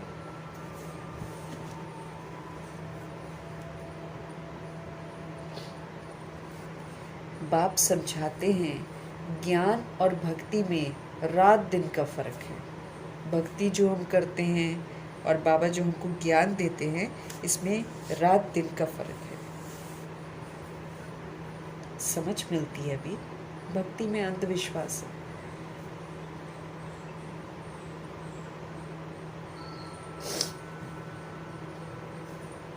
भक्ति में अल्पकाल के लिए मिलता है सब कुछ। धन है तो सुख है, धन के बगैर मनुष्य कितने दुखी होते रहते हैं। बच्चे जानते हैं बाबा हमको अथाह धन देते हैं, इसलिए खुशी होती है। सुख धाम में तो सुख की कोई कमी नहीं है। हर एक को अपनी अपनी वहाँ पर राजधानी है, और राजधानी भी कितनी बड़ी बड़ी है। एक जगह पढ़ा था मैंने, दिल्ली जितनी बड़ी है ना, इतना बड़ा तो एक राजा का महल होगा, क्योंकि सिर्फ भारत ही होगा और बहुत कम लोग होंगे वहाँ पर। तो इसलिए यहाँ पर महल देखो, जो महाराजा होगा उसका महल जो है ये दिल्ली जितना बड़ा होगा। मल्टी स्टोरीड नहीं होता ना वहाँ पे, एक ही फ्लोर, जो ग्राउंड फ्लोर होता है ना, बस वैसे ही होता है महल। बिल्डिंगें थोड़ी बनाते हैं यहाँ की तरह। अथाह देते हैं भगवान, और ये नहीं कि भविष्य में देते हैं, अभी अनुभूति करवाते हैं बादशाही की।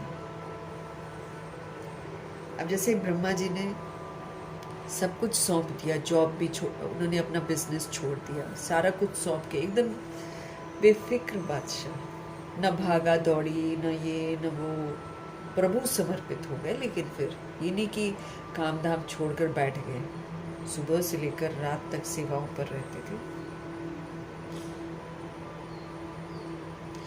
कोई फिक्र नहीं, रोटी कहाँ से आएगी, दाल कहाँ से आएगी। बेगरी पार्ट में भी निश्चिंत होकर बैठ गए थे। कोई थॉट नहीं चला उनके दिमाग में कि कहाँ से आएगा, कैसे होगा।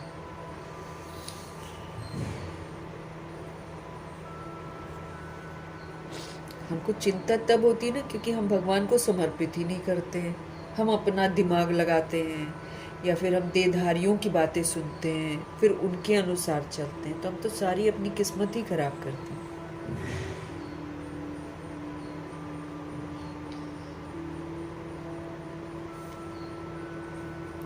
बच्चे जानते हैं बाबा हमको अथाह धन देते हैं, इसलिए खुशी होती है। सुख धाम में तो सुख की कोई कमी ही नहीं है। हर एक को अपनी अपनी वहाँ पर राजधानी है। उसको कहा जाता है पवित्र गृहस्थ आश्रम। प्रवृत्ति है, गृहस्थ है, लेकिन आश्रम है। इतनी प्योरिटी है उस आश्रम में।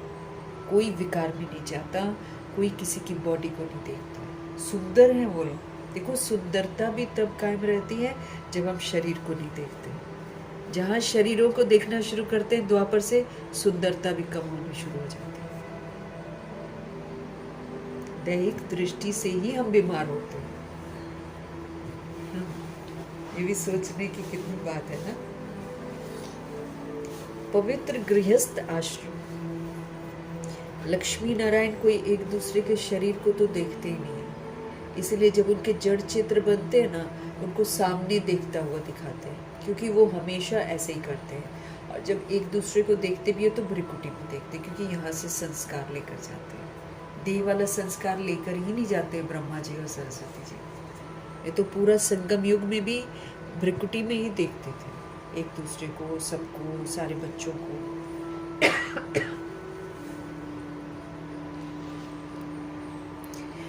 उसको कहा जाता है पवित्र गृहस्थ आश्रम। तो बाप कितना भोला है, क्या लेते हैं बाबा हमसे और फिर बदले में हमको क्या देते हैं। कितना अच्छा ग्राहक है बाप। यूं भी बच्चों का तो बाप ही ग्राहक है ना। बच्चे पैदा हुए और सारी मिल्कियत जो है बच्चों की होगी। तो अभी बाबा के हम बच्चे बने, बच्चे पैदा हुए और बाबा की सारी जो बेहद की प्रॉपर्टी है सारी हमारी हो गई।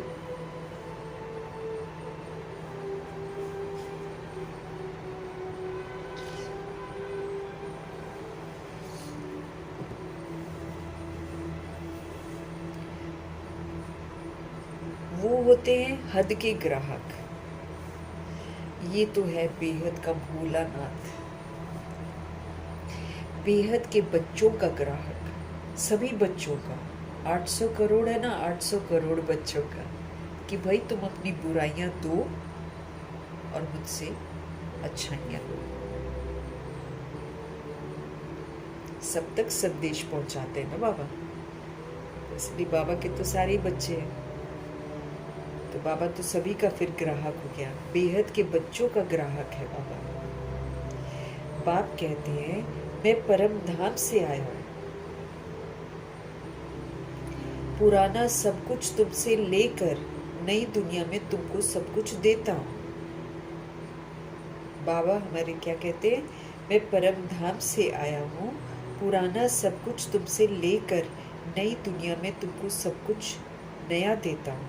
इसलिए दाता कहा जाता है परमात्मा को। दाता भी परमात्मा जैसा कोई नहीं है। निष्काम सेवा करते हैं बाबा। हम तो जो करते हैं हमको उसका फल मिलता है। बाबा जो करते हैं बाबा उसका कुछ लेते नहीं है। तन मन धन हम देते हैं तो वो हमको सौंप देते हैं, कहते हैं डायरेक्शन पर यूज करो। रख थोड़ी लेते हैं हमसे, हमारा धन रख लेते हैं क्या बाबा। तो भगवान जैसा दाता कोई भी नहीं है। निष्काम बाबा सेवा करते हैं। बाबा कहते हैं मैं निष्कामी हूँ, मेरे को कोई भी लालसा नहीं है, कोई चाहना नहीं है मुझे कि ये मिल जाए वो मिल जाए। मेरे को कोई भी लालसा नहीं है। ऐसे तो नहीं कहता हूँ कि बच्चों का काम है बूढ़े बाप की संभाल करना, मैं तो नहीं कहता हूँ।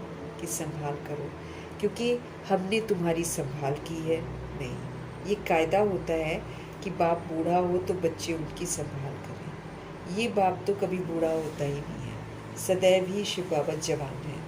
आत्मा कभी बूढ़ी होती ही नहीं है। ये तो जानते हो, लौकिक बाप बच्चों में उम्मीद रखते हैं कि शरीर का जो बाप है ना, वो बच्चों से उम्मीद रखता है कि हम बूढ़े होंगे तो बच्चे हमारी सेवा करेंगे। सब कुछ बच्चों को देते हैं, फिर भी सेवा तो होती है ना। ये शिव बाबा कहते हैं, मैं हूँ ही अभोक्ता, मैं तो कुछ लेता ही नहीं हूँ, भोगता ही नहीं हूँ मैं कुछ भी, मैं कभी खाता ही नहीं हूँ। देखो, सोल को ज़रूरत नहीं है खाने की। ये तो बॉडी कॉन्शियसनेस में जब हम आते हैं, शरीर समझते हैं ना, तब हमको खाने की ज़रूरत पड़ती है। अभी देखो, ब्रह्मा जी कितने सूक्ष्म हो गए, दादी गुलजार कितनी सूक्ष्म हो गई, मम्मा कितनी सूक्ष्म हो गई थी खाने को लेकर। एक्चुअली सोल को ज़्यादा खाना नहीं चाहिए, हम असुर बन जाते हैं कलयुग में। इसलिए बच्चों को भी हम लोग असुर बना देते हैं। छोटे बच्चे को कैसे मम्मियाँ ले लेकर बार बार, अभी उसने दूध पिया, अभी तू ये खा ले, अभी तू ये खा ले, चल तू ये खा ले, ये खा ले, असुर बना देते हैं शरीर के माँ बाप। लेकिन एक्चुअली क्या है, हमको धीरे धीरे धीरे धीरे सूक्ष्म होते जाना है। हमको ज़्यादा ज़रूरत नहीं है खाने का, ज़्यादा ज़रूरत खाने का नहीं है। खाकर ज़्यादा हम अपना बॉडी को खराब करते हैं।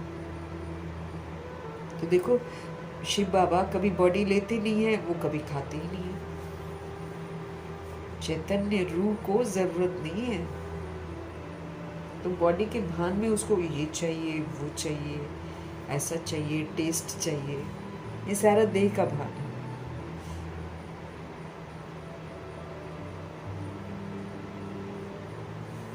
शिव बाबा कहते हैं, मैं तो हूँ ही अभोक्ता, मैं कभी खाता ही नहीं हूँ, मैं आता ही हूँ सिर्फ बच्चों को नॉलेज देने के लिए।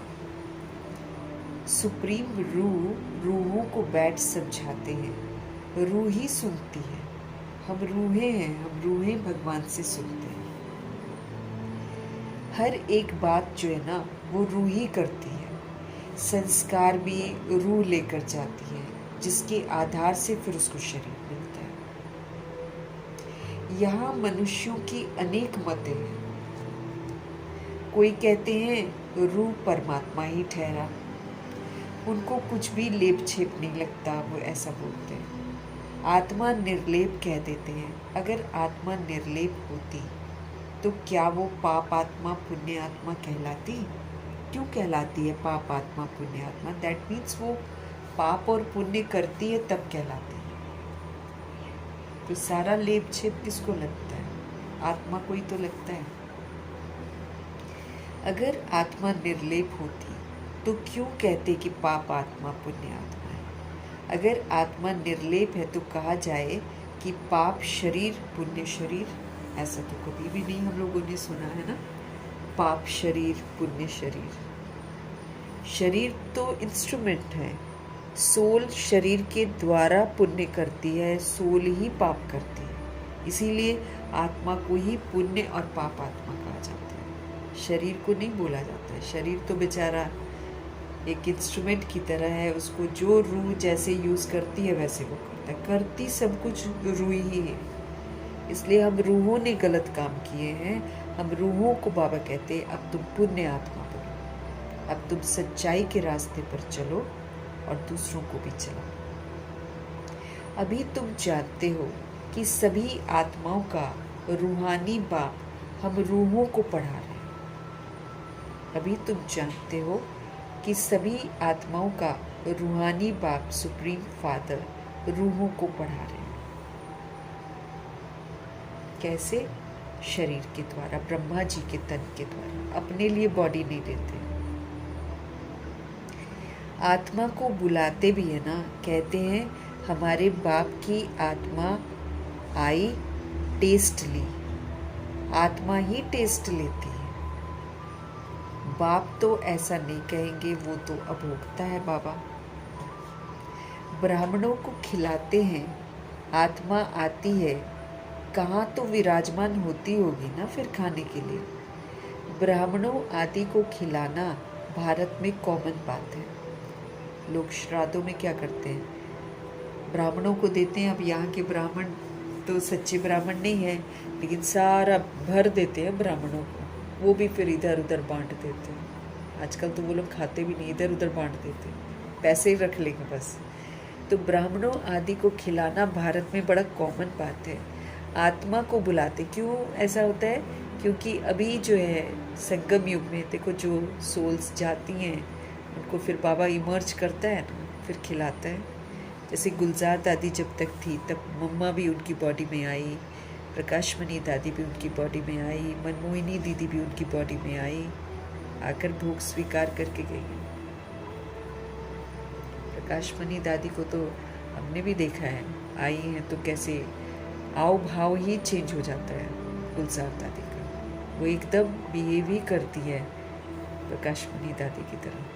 ये तो दो मैंने भी देखा है शुरू में जब हम आए थे, क्योंकि हम लोग 2009 में आए ना, 2007 में अभी छोड़ा था प्रकाशमणि दादी ने शरीर, इसलिए बहुत वो कहते कि बहुत लोग उनको लाइक करते थे ना, तो उनका बहुत दिखाते रहते थे। तो फिर भोग भी 25 अगस्त को भोग लगता था।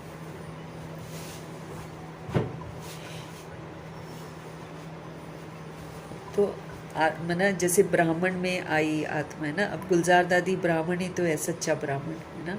उनके तन में दूसरा ब्राह्मण आया, जो सोल बॉडी छोड़ दी ना, वो सोल आई और उसने स्वीकार किया वो जो भोग लगता है।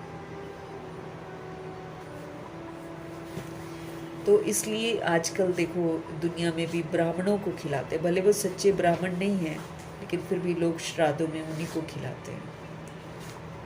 तो ब्राह्मण आदि को खिलाना भारत में कॉमन बात है।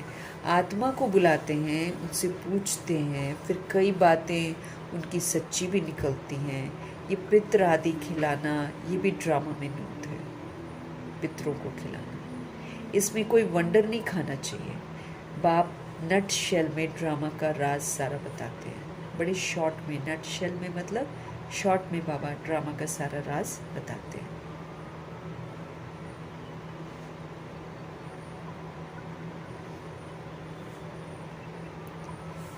डिटेल तो इतनी ड्रामा की समझाने दे नहीं सकते ना, एक एक की समझाने में ही वर्ष लग जाए। तुम बच्चों को बड़ी सहज शिक्षा मिलती है। गाते भी हैं, पतित पावन आओ, आकर हमको पावन बनाओ, ऐसे पुकारती है सोल। जब पतित बनती है तो पतित पावन को पुकारती है कि आओ और हमको पावन बनाओ।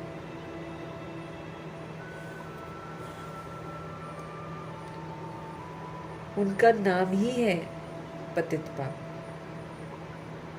ब्रह्मा विष्णु शंकर को पतित पावन नहीं कह सकते।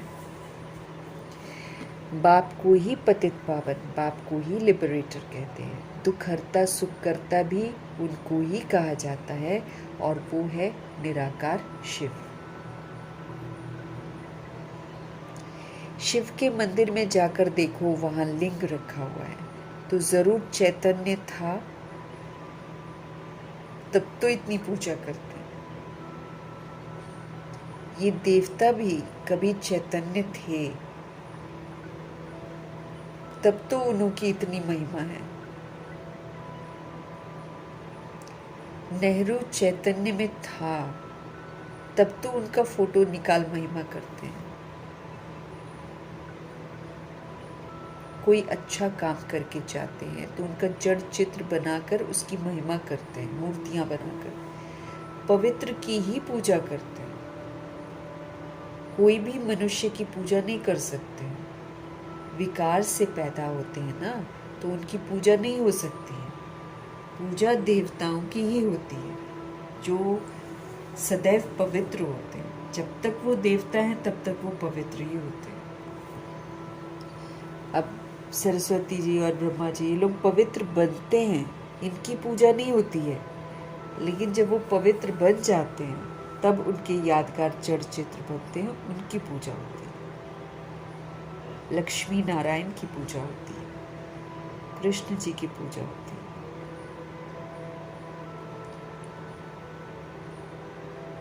पूजा बाबा कहते देवताओं की होती है जो सदैव पवित्र होते हैं। तुम जानते हो बाप आया था, फिर अब संगम पर आया हुआ है।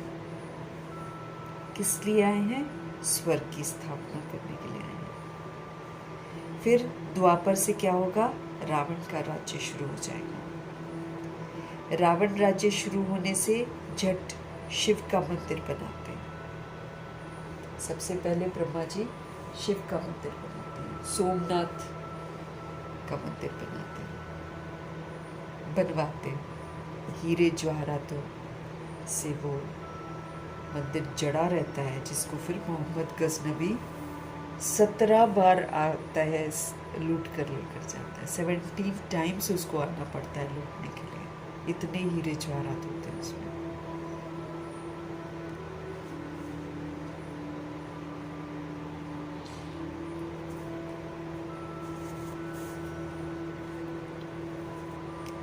बाबा कहते हैं तुम जानते हो कि बाप आया था, फिर अब संगम पर आया है स्वर्ग की स्थापना करने के लिए। फिर द्वापर से रावण का राज्य शुरू हो जाएगा। रावण राज्य शुरू होने से झट शिव का मंदिर बनाते हैं। अभी तो चैतन्य में नॉलेज बाबा सुना रहे हैं। बाबा सत्य है, बाबा चैतन्य है, उनकी ही महिमा गाते हैं। निराकार को शरीर तो चाहिए ना, तो बाप ही आकर विश्व को हेवन बनाते हैं। इस हेवन में राज्य करने के लिए तुम पुरुषार्थ कर रहे हो। अगर आपको जाना है वहाँ पर तो फिर पुरुषार्थ करना पड़ता है, सबूत देने पड़ते हैं। स्वर्गवासी तुम बन रहे हो, मतलब स्वर्ग में जाने की जितनी विशेषताएं हैं वो तुम धारण कर रहे हो। जो धारण करता है वही फिर भारत को स्वर्ग बनाता है, मदद करता है।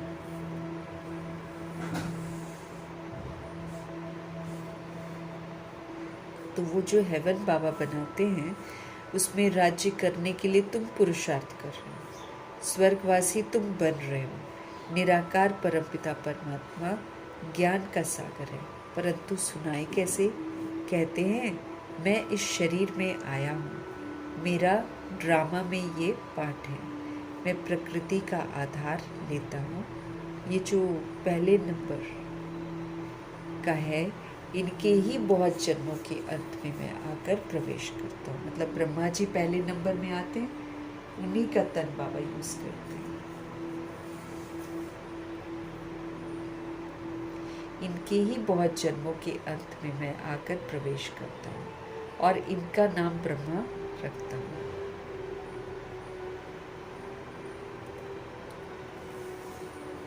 बाबा कहते हैं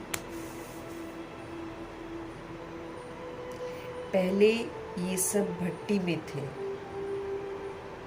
तो बहुतों को नाम दिए थे बाबा ने, नाम चेंज किए थे ना। अब जैसे हृदय मोहिनी है और गुलजार है, ये सब बाबा ने नाम दिए हुए हैं। मातेश्वरी नाम दिया है ना। बाबा कहते हैं पहले जब भट्टी में थे, तपस्या करते थे, तो बाबा ने बहुतों के नाम चेंज किए थे। वो जो विकारी नाम था ना, उसको हटा दिया था, विकारी नाम को चेंज कर दिया था। तो भट्टी में थे तो बहुतों को नाम दिए थे, परंतु बहुतों ने फिर छोड़ दिया, इसलिए नाम रखने से क्या फायदा। फिर बाबा ने बंद कर दिया था। कुछ रह गए थे और कुछ भटक गए थे, छोड़ गए थे। तुम वो नाम देखो तो वंडर खाओ। बाबा ने इतने सुंदर सुंदर नाम भेजे हैं। तो बाबा कहते तुम अगर वो नाम देखो ना तो तुम वंडर खाओ। एक ही साथ सब इकट्ठे कितने रमणीक नाम बाबा के वतन से आए थे। जैसे संदेशी होती थी ना, वो जाती थी बुद्धि से वतन में और बाबा वहाँ पर लिस्ट भेजते थे नामों की, इसका नाम ये रखो, इसका नाम ये रखो। बाबा कहते हैं एक ही साथ सब इकट्ठे कितने रमणीक नाम आए हैं।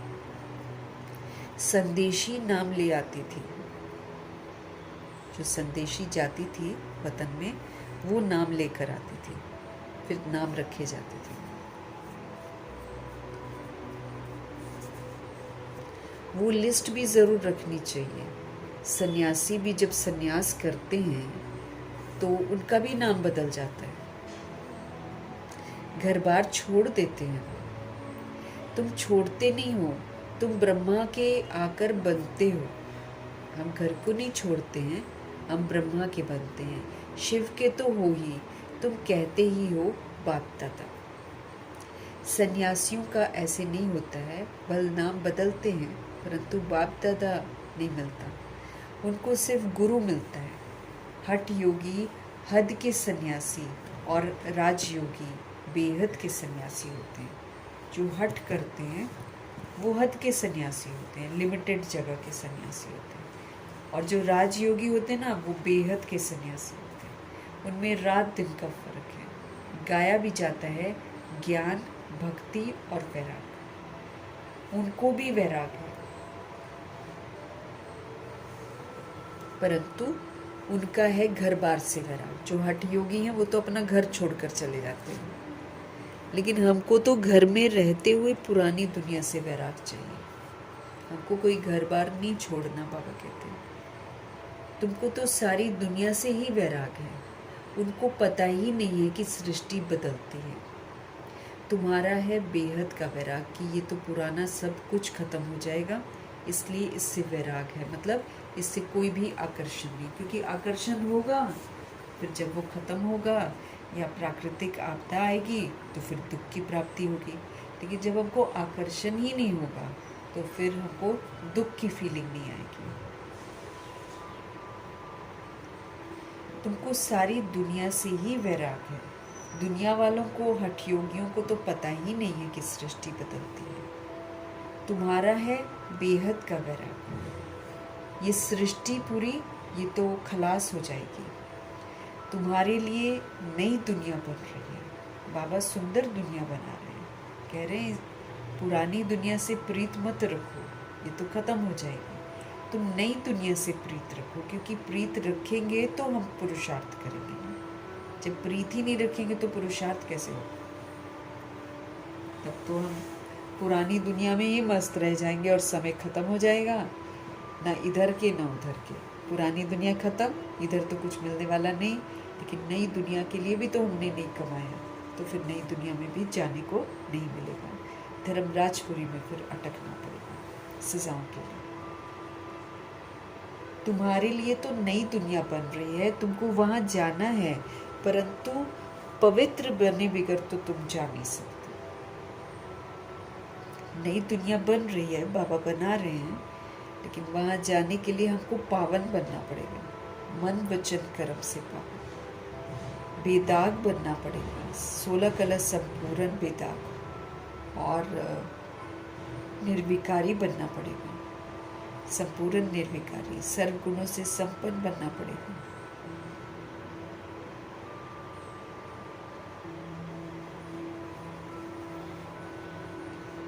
बाबा कहते हैं नई दुनिया तुम्हारे लिए बन रही है, वहाँ जाना है, लेकिन पावन होने बिगड़ तो वहाँ आप जा नहीं सकते हो। दिल में जचता है कि बरोबर नई दुनिया में देवी देवताओं का राज्य था, जो बाप अब स्थापन फिर से करते हैं। तुम जानते हो, शिव बाबा को याद करने से हम पुण्य आत्मा बन जाएंगे। पवित्रता का सागर है, जितना हम उनको याद करते जाएंगे उतना हम पवित्र आत्मा, पुण्य आत्मा बनते जाएंगे। बड़ा सहज, परंतु याद ही भूल जाती है। बाबा कहते मैं तो डिफिकल्ट काम देता भी नहीं हूँ, मैं तो सत्य से परिचित कराता हूँ और सत्य में जीने की समझ देता हूँ। और फिर मैं तुम्हें बोलता हूँ कि अब अनेकों को याद करने से अच्छा है तुम एक को याद करो बस। और उसके लिए भी बाबा ये नहीं बोलता है कि तुम अगरबत्ती जलाओ, तुम व्रत करो, तुम कोई गीत गाओ, ऐसा तो बाबा नहीं बोलते। ये चढ़ावा चढ़ाओ, कुछ नहीं बोलते बाबा। बस कहते हैं अपने को आत्मा समझ मुझे याद करो। बड़ा सहज बताते हैं बाबा कहते हैं, लेकिन याद ही भूल जाती है। भक्ति मार्ग की रस्म रिवाज बिल्कुल ही अलग है। वापस अपने घर तो कोई भी जा नहीं सकता, सब पुनर्जन्म में आते हैं। घर जाने का समय एक ही है। फलाना मोक्ष को प्राप्त हुआ, वो तो गपोड़ा है, कोई भी मोक्ष को नहीं प्राप्त करता, सब पुनर्जन्म में आते हैं। बाप कहते हैं कोई भी आत्मा बीच से वापस नहीं जा सकती है, ये तो सारा खेल ही बिगड़ जाए। हर एक को सतो रजो तमो में जरूर आना है। मोक्ष के लिए तो बहुत आते हैं, समझाया जाता है कि मोक्ष तो होता ही नहीं है, ये तो अनादि बना बनाया ड्रामा है, हम सभी बनाते हैं और इसी के चक्कर में घूमते रहते हैं। मक्खी यहाँ से पास हुई, फिर 5000 वर्ष बाद उस ऐसे ही पास हो गई। इतना रिकॉर्डिंग ज़बरदस्त है कि मच्छर ने काटा या मक्खी घूमी, ये फिर करेगी ऐसे ही, सेम उसी समय पर ही मक्खी आएगी। मतलब कितना एक्यूरेसी से ये चलता है रिकॉर्डिंग, जो रिकॉर्ड हो गया वो वैसे ही चलेगा। अभी रिकॉर्डिंग का समय है, बाबा कहते सोच समझकर अपनी रिकॉर्डिंग करो। तो हर सोल जो है सतो रजो तमो में जाती है जरूर। मोक्ष के लिए तो बहुत आते हैं, समझाया जाता है मोक्ष तो होता ही नहीं है, ये तो अनादि बना बनाया ड्रामा है, वो कभी बदली नहीं हो सकता। मक्खी यहाँ से पास हुई, फिर 5000 वर्ष बाद ऐसे ही वहाँ से पास हुई मक्खी। ये तो जानते हो ना बाबा कितना भोला है। पतित पावन बाप अपने परम धाम से आते हैं, किस लिए? पाठ बजाने के लिए। वही समझाते हैं ये ड्रामा कैसे बना हुआ है, इसमें मुख्य कौन कौन है।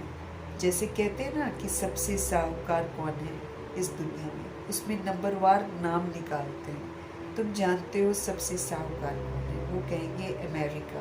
परंतु तुम जानते हो स्वर्ग में सबसे साहूकार जो है लक्ष्मी नारायण, उनके जैसा रिच कोई हो ही नहीं सकता, ना अमेरिका ना ऑस्ट्रेलिया ना कोई। सोने का कहाँ है सब कुछ, लक्ष्मी और नारायण जी के पास क्या नहीं होता है। कपड़े भी उनके कितने शाही होते हैं, श्रृंगार उनका कितना शाही होता है, ताज तख्त तिलक, कितने बड़े बड़े महल सोने के। है क्या अमेरिका के पास ऐसा कुछ भी नहीं है कलयुग में किसी के पास।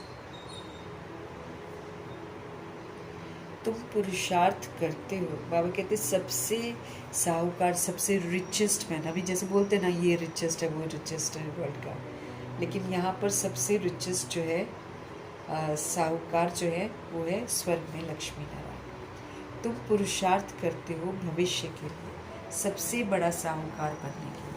ये रेस चल रही है, इस रेस में भाग लेना है और आगे पहुँचना है। बाकी रीस हमको किसी की नहीं करनी। आजकल दुनिया क्या करती है, रीस करती है। वो ऐसा कर रहा है इसलिए हम भी ऐसा करेंगे, उसके पास सोफ़ा आ गया मेरे पास भी आएगा, उसने अब ये खरीद लिया मेरे पास भी आएगा, वो वर्ल्ड का रिचेस्ट पर्सन हो गया हमको भी बनना है, उसके लिए फिर कुछ भी करेंगे।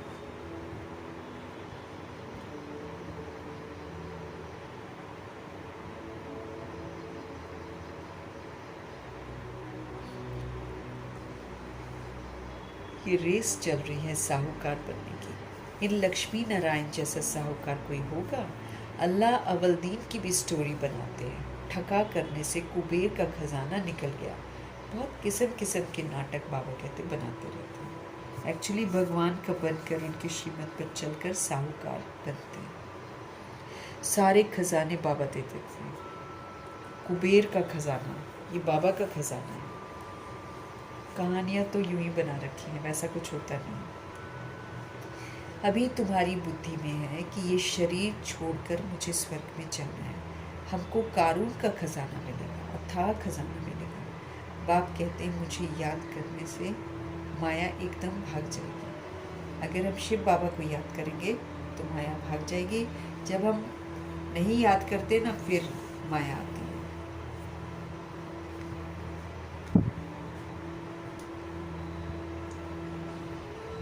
जो बाप को याद नहीं करते हैं उनको माया तंग करती है। कहते हैं बाबा हमको माया के तूफान बहुत आते हैं। अच्छा, बाबा कहते हैं अच्छा, बाप को बहुत प्यार से याद करो तो तूफान उड़ जाएंगे। बाकी नाटक आदि बैठ बना रखे हैं। बात है कुछ भी नहीं, बाप कितना सहज हमको हर बात बताते हैं। सिर्फ हमको क्या करना है, बाबा को याद करना है।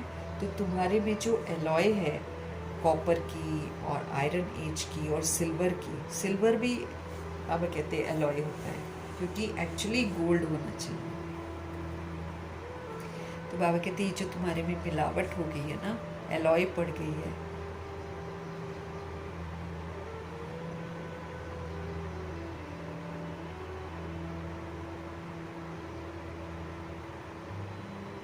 तो एलॉय जो है इसको निकालना पड़ेगा।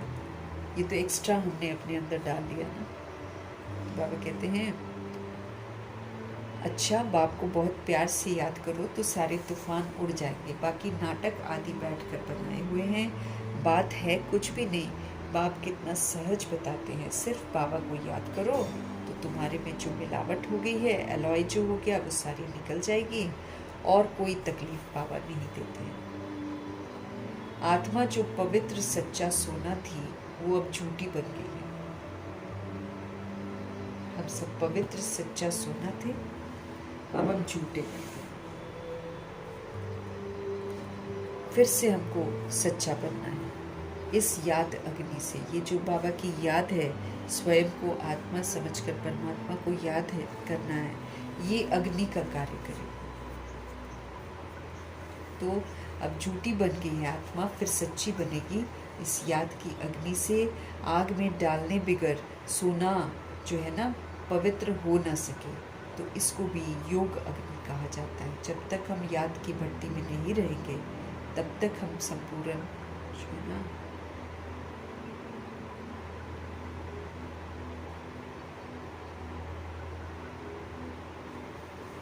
इस आग में डालने बिगर तो सोना पवित्र नहीं हो सकता है। तो इसको भी योग अग्नि कहते हैं।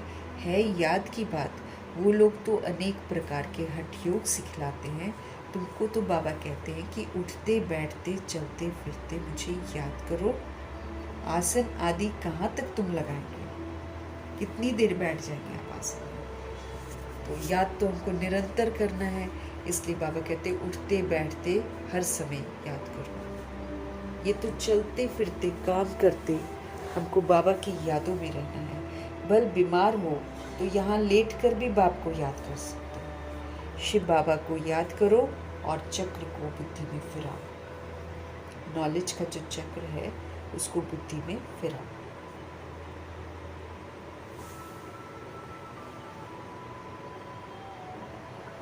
बस उन्होंने फिर लिखा है कि गंगा का तट हो, अमृत मुख में हो।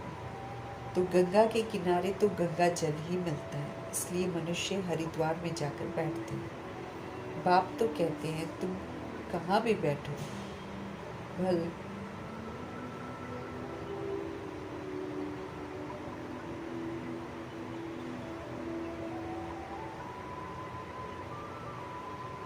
इसलिए मनुष्य, बाबा कहते नहीं, गंगा के किनारे तो गंगा जल ही मिलता है ना, इसलिए मनुष्य क्या करते हैं, हरिद्वार में जाकर बैठते हैं। बाबा कहते हैं तुम कहाँ भी बैठो, आप बीमार हो ना तो भी आप सिर्फ बाबा को याद करो और बुद्धि में चक्र फिराते रहो, तब प्राण तन से निकले और कुछ मुझे याद न रहे। इसका मुझे अभ्यास करना है। इसीलिए कलयुग की कोई भी चीज़ को हमको अपनी बुद्धि में फीड नहीं करना है, हमको सिर्फ और सिर्फ बाबा को याद करना है और चक्र भी मेरी बुद्धि में फिरता रहे, नॉलेज का चक्र। प्रैक्टिस तो करनी पड़ेगी। बाबा कहते स्वदर्शन चक्र फिराते रहो, बाबा को याद करते रहो, तब प्राण तन से निकले, मतलब आत्मा तब निकले। ये प्रैक्टिस तो करनी पड़ेगी। उस भक्ति मार्ग की बातों में और इस ज्ञान मार्ग की बातों में कितना दिन रात का फर्क है। बाप की याद से तुम स्वर्ग के मालिक बन जाएंगे। बाबा को याद करेंगे तो हम स्वर्ग के मालिक बन जाएंगे। वो तो लड़ाई वालों को कहते हैं कि जो युद्ध के मैदान में मरेगा वो स्वर्ग में जाएगा। वो लोग ऐसा बोलते हैं। जो युद्ध चलता है ना, वॉर चलता है, एक दूसरे को जान से मारते हैं, वो ये कहावत बना दी है कि जो युद्ध के मैदान में मरेगा वो स्वर्ग में जाएगा।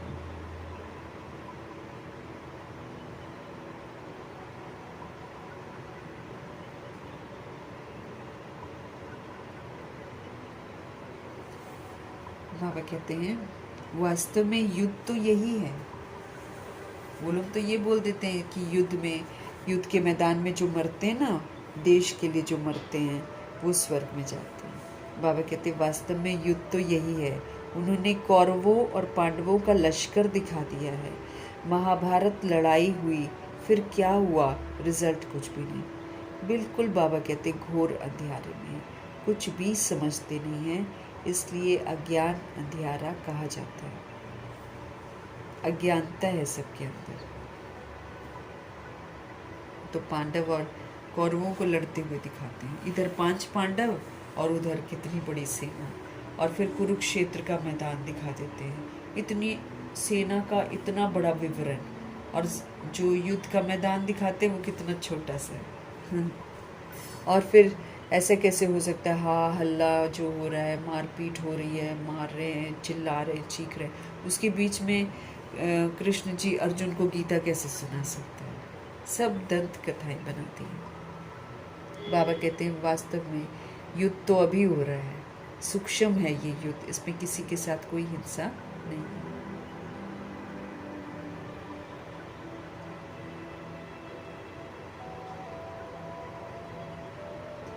महाभारत लड़ाई हुई, फिर क्या हुआ?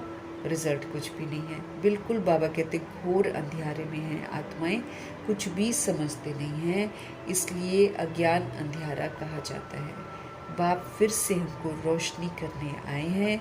उनको ज्ञान का सागर कहते हैं, उनको नॉलेजफुल कहा जाता है।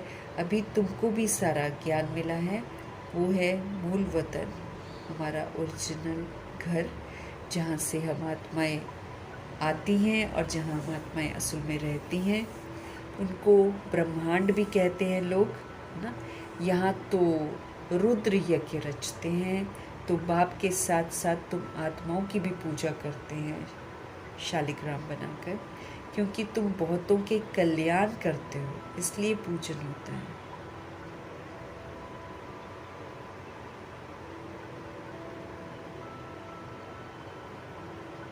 क्योंकि तुम बहुतों का कल्याण करते हो। यहाँ रुद्र यज्ञ बाबा रचते हैं, समझ देते हैं, तो बाप के साथ साथ तुम आत्माओं की भी पूजा करते हैं, क्योंकि तुम बहुतों का कल्याण करते हो। बाप के साथ तुम भारत की खास और दुनिया की आम रूहानी सेवा करते हो, इसलिए बाप के साथ तुम बच्चों का भी पूजन होता है। एक तो भारत को स्वर्ग बनाने में मददगार बनते हैं, और फिर आम जितनी भी दुनिया है सबको परमात्मा का संदेश देने जाते हैं। तो क्या हुआ? इसलिए बाबा के साथ बच्चों की भी, शालिग्राम की भी पूजा होती है। बाबा की भी पूजा होती है मंदिरों में, और देवी देवताओं की भी होती है, और शालिग्रामों की भी होती है। क्यों? क्योंकि बाबा के मददगार बनते हैं, भारत को भी स्वर्ग बनाते हैं, और फिर जो सोल्स अनजान हैं उन तक भी परमात्मा संदेश जरूर पहुंचवाते हैं। अच्छा, मीठे मीठे सिकिलदे बच्चों प्रति माता पिता बाप दादा का याद प्यार और गुड मॉर्निंग। रूहानी बाप की रूहानी बच्चों को नमस्ते। हम रूहानी बच्चों की भी रूहानी बाप को दिल से, जान से, सिख से, प्रेम से, अदब से, पूरे रिस्पेक्ट से, पूरे रिगार्ड से, स्नेह भरी, प्रेम भरी नमस्ते, और तहे दिल से मीठे परमात्मा जी का धन्यवाद।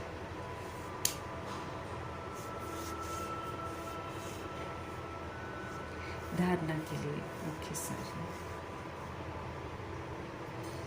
माया के तूफानों को भगाने के लिए क्या करना पड़ेगा? हमको बाबा को बहुत बहुत प्यार से याद करना है, फिर माया नहीं आएगी। आत्मा को योग अग्नि से सच्चा सच्चा सोना बनाना है। योग में रहना है, याद में रहना है, चलते फिरते रहना है, चलते फिरते, उठते बैठते, हर समय बाबा चाहते हैं कि हम सभी आत्माएं प्यार से याद करें, बहुत बहुत प्यार से याद करें, फिर माया के तूफान नहीं आएंगे। नहीं तो माया कभी इधर कभी उधर लेकर जाएगी, वो पुरानी दुनिया में ही लेकर जाएगी बार बार। आकर्षण दिखलाएगी। है ये जड़ जड़ी भूत दुनिया अब खत्म होने वाली है, लेकिन इस किचड़े में भी सुंदरता दिखाकर आत्माओं को प्रभु से इधर उधर करने की परीक्षा लेती है। जो इसमें फेल हो गया वो तो फिर माया के वशीभूत हो गया। तो माया के तूफानों को भगाने के लिए बाबा को बहुत बहुत प्यार से याद करना है और आत्मा को योग अग्नि से क्या करना पड़ेगा? सच्चा सच्चा सोना बनाना। दूसरा, बेहद के वैरागी बन इस पुरानी दुनिया को भूल जाना है। बेहद का वैराग, इसमें से कोई भी चीज़ मुझे आकर्षित न करे।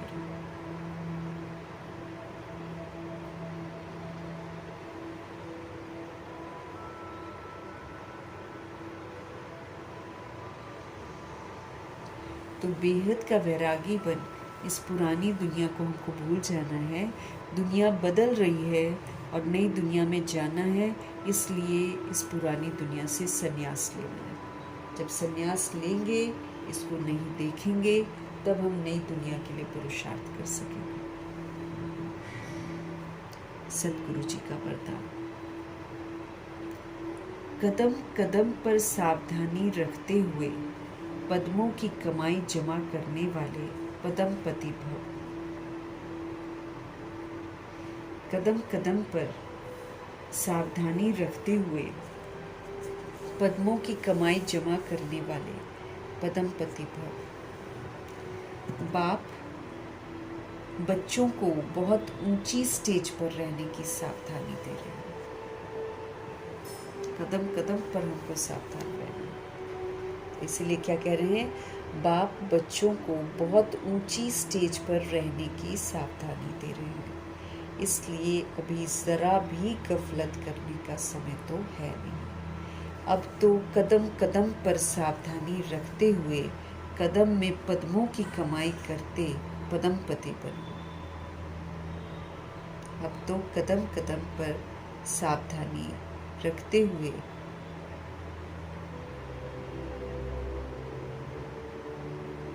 जरा भी गफलत करने का टाइम नहीं है, बाबा कहते हैं। अब तो कदम कदम पर सावधानी रखते हुए कदम में पद्मों की कमाई करते पद्मपति बनो। जैसे नाम है पद्मा पदम भाग्यशाली, ऐसे कर्म भी तो हमारे होने चाहिए। एक कदम भी पदम की कमाई के बिगड़ ना जाए। कितना ध्यान देना है। क्या बोल रहे हैं बाबा जी? एक कदम भी। इतने हम लोग पाप आत्मा बन गए हैं और इतना पुण्य करना है और इतनी बेहद की प्राप्ति करनी है। इसलिए बाबा कह रहे हैं हमको कि एक कदम भी हमारा पदम की कमाई के बिगड़ ना जाए, तो बहुत सोच समझ कर श्रीमत के प्रमाण हमको हर कदम उठाना है। श्रीमत में कहीं भी हमको मनमत मिक्स नहीं करना है। कुछ हम अपने मन से जस्टिफाई करें, ऐसे नहीं ऐसा, ऐसा नहीं वैसा, तो ये तो फिर हम मनमत डाल रहे हैं ना। तो मनमत नहीं डालनी है, कहीं भी मनमत मिक्स नहीं करनी है श्रीमत में। तो सोच समझ कर श्रीमत प्रमाण हर कदम उठाओ। श्रीमत में मनमत को मिक्स मत करो। तो कदम कदम पर सावधानी रखते हुए हमको पद्मों की कमाई जमा करनी है, हमको पद्मपति बनना है। बाप बच्चों को बहुत ऊंची स्टेज पर रहने की सावधानी दे रहे हैं, इसलिए अभी ज़रा भी गफलत करने का समय नहीं है। अब तो कदम कदम पर सावधानी रखते हुए कदम में पद्मों की कमाई करते हुए हमको पद्मपति बनना है। जैसे नाम है पद्मा पदम भाग्यशाली, ऐसे हमारे कर्म भी बड़े श्रेष्ठ होने चाहिए। एक कदम भी बाबा तो कह रहे हैं, एक कदम भी जो हम उठा रहे हैं वो भी श्रीमत के प्रमाण। तो एक कदम भी पदम की कमाई के बिगड़ ना जाए, तो बहुत सोच समझ कर श्रीमत के प्रमाण हमको हर कदम उठाना है। श्रीमत में हम कहीं भी अपनी मनमत मिक्स न करें। हमको तो बाबा ने बोला है ना, तुमको सोचने का भी नहीं है। तुमको सब कुछ बताया जा रहा है कि क्या करना है, कैसे करना है, आप बस करते चलो। सोचना भी नहीं है। श्रीमत मिल रही है, उठने की श्रीमत, सोने की श्रीमत, खाने की, पीने की, कर्म करने की, बोलने की, देखने की, सुनने की, हाँ, हर चीज़ की श्रीमत हमको मिल रखी है, क्योंकि हम इन्हीं सारी चीज़ों से पाप करते हैं। इसीलिए अब इन्हीं सारी चीज़ों को हमको प्योर करना है। पहले बेकायदे कदम उठ जाते थे, कभी इधर कभी उधर, अब कायदे से उठने हैं। बाबा की याद में उठाना है हर कदम। एवरी मूवमेंट, भगवान जी तो कह रहे हैं, हर हमारी मूवमेंट श्रीमत प्रमाण होनी चाहिए, तब जाकर हमारे पाप कर्म भस्म होंगे, तब जाकर हम नई दुनिया की राजधानी में जाने का हक प्राप्त करेंगे। नहीं तो हक भी नहीं मिलेगा घुसने का वहाँ पे, सज़ा अलग खाएंगे बनी, और फिर पूरे कल्प का ही भाग्य मेरा खराब हो जाएगा। हर जन्म ऐसा ही होगा, टूटा फूटा सा। इसलिए एक एक कदम पर सावधानी रखते हुए भगवान कहते श्रीमत पर कदम उठाओ तो पद्मों की कमाई आपकी जमा हो जाएगी, आप पद्मपति बन जाएंगे। बाप बच्चों को बहुत ऊंची स्टेज पर रहने की सावधानी दे रहे हैं, इसलिए अभी बाबा कहते ज़रा भी गफलत करने का समय है नहीं। कदम कदम पर सावधानी रखते हुए कदम में पद्मों की कमाई करते पद्मपति बनना है। जैसे नाम है पद्मापदम भाग्यशाली, ऐसे हमारे कर्म भी श्रेष्ठ होने चाहिए। एक कदम भी पद्म की कमाई के बिगड़ न जाए तो बहुत सोच समझकर श्रीमत प्रमाण हर कदम उठाओ। श्रीमत में मनमत को कभी भी मिक्स मत करो। स्लोगन, मन को ऑर्डर के प्रमाण चलाओ तो मन मना भव की स्थिति आपकी ऑटोमेटिकली बन जाएगी। मन को अगर आप ऑर्डर से चलाओगे ना तो मन प्रभु में लगा रहेगा, मन मना भव की स्थिति बनी रहेगी। हमको अव्यक्त इशारे मिल रहे हैं ज्वाला स्वरूप स्थिति में रहकर शक्तिशाली याद का अनुभव करने के। याद को शक्तिशाली बनाने के लिए विस्तार में जाते हमेशा सार की स्थिति का अभ्यास जरूर करते रहो, वो कम नहीं होना। अब जॉब पर जाना है, दुनियावी कर्म करने हैं, जैसे कि हम जाते हैं कहीं पर, घर के काम करने हैं, सब कुछ करना है, लेकिन बाबा कहते विस्तार में जा रहे हो ना, सार की स्थिति, आत्मिक स्थिति का अभ्यास कम नहीं होना चाहिए। आत्मा जैसे मम्मा करती थी, मैं आत्मा ये कार्य करवा रही हूँ, कर्म इंद्रियों से ये करवा रही हूँ, मुख से ये बुलवा रही हूँ, ऐसे करके वो अटेंशन रखती थी विस्तार में जाते हुए भी। तो ये अभ्यास जो है सार की स्थिति का, आत्मिक स्थिति का, ये भी बना रहे। विस्तार में कहीं हम अपने सार को ना भूल जाएं। बाबा कहते खाओ और पियो, सेवा करो, लेकिन न्यारेपन को मत भूलो कि मैं आत्मा न्यारी हूँ, इन सारी चीज़ों के लेप छेप में नहीं हूँ। ये नहीं कि खाओ, अच्छा अच्छा खाओ, अच्छा अच्छा पियो, बस उसमें दिमाग घुसा रहे। खाओ पियो, सेवा करो, लेकिन न्यारापन कभी नहीं भूलना चाहिए कि मैं आत्मा हूँ। साधना अर्थात शक्तिशाली याद, हमारी साधना बरकरार रहे, पावरफुल याद में हमको रहना है। निरंतर बाप के साथ मेरा दिल का संबंध होना चाहिए। मेरा सर्व रिश्तेदार जो है वो बाबा है, मेरे दिल में कोई और नहीं होना चाहिए। साधना इसको नहीं कहते हैं कि हम योग में बैठ गए, लेकिन जैसे शरीर से बैठते हो वैसे दिल, मन, बुद्धि एक बाप की तरफ ही हो। दिल प्रभु के हवाले, उस दिल में बाबा को बिठाना है। मन में बाबा, बुद्धि में बाबा, एक बाप की तरफ हो, बाप के साथ साथ बैठ जाए। ऐसी एकाग्रता जो है यही फिर ज्वाला को प्रज्वलित करेगी, जिससे मतलब अग्नि जो है ना वो हमारे पापों को भी भस्म करेगी और पूरे वायुमंडल में भी पाप जितने हो रहे हैं उसको भी भस्म करेगी। हमको याद को पावरफुल बनाना है। उसके लिए विस्तार में जाते हुए हमें अपने सार की आत्मिक स्थिति का अभ्यास कम नहीं करना है। खाना पीना है, सेवा करनी है, लेकिन आत्मा समझकर, न्यारेपन को नहीं भूलना है, किसी भी चीज़ के प्रभाव में नहीं आना है। साधना शक्तिशाली याद को कहते हैं। निरंतर बाप के साथ मेरा दिल का संबंध होना चाहिए।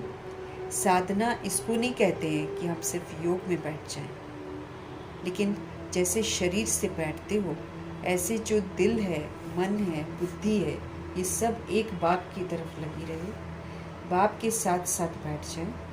ऐसी एकाग्रता जो है ना, यही ज्वाला को क्या करेगी? प्रज्वलित कर देगी। ऐसी एकाग्रता ही ज्वाला को क्या करेगी? प्रज्वलित करेगी।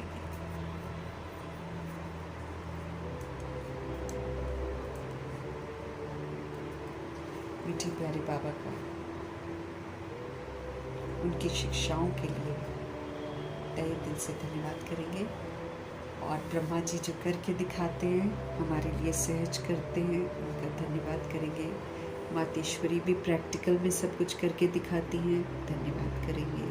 गुलजार दादी जी का धन्यवाद करेंगे, दादियों का धन्यवाद, अष्टरत्नों का धन्यवाद, नवग्रहों का धन्यवाद, एडवांस पार्टी की सारी सोल्स का धन्यवाद, बची हुई जितनी भी आत्माएं हैं सबका धन्यवाद, 5 तत्वों का धन्यवाद, ड्रामा का धन्यवाद, प्रकृति का धन्यवाद,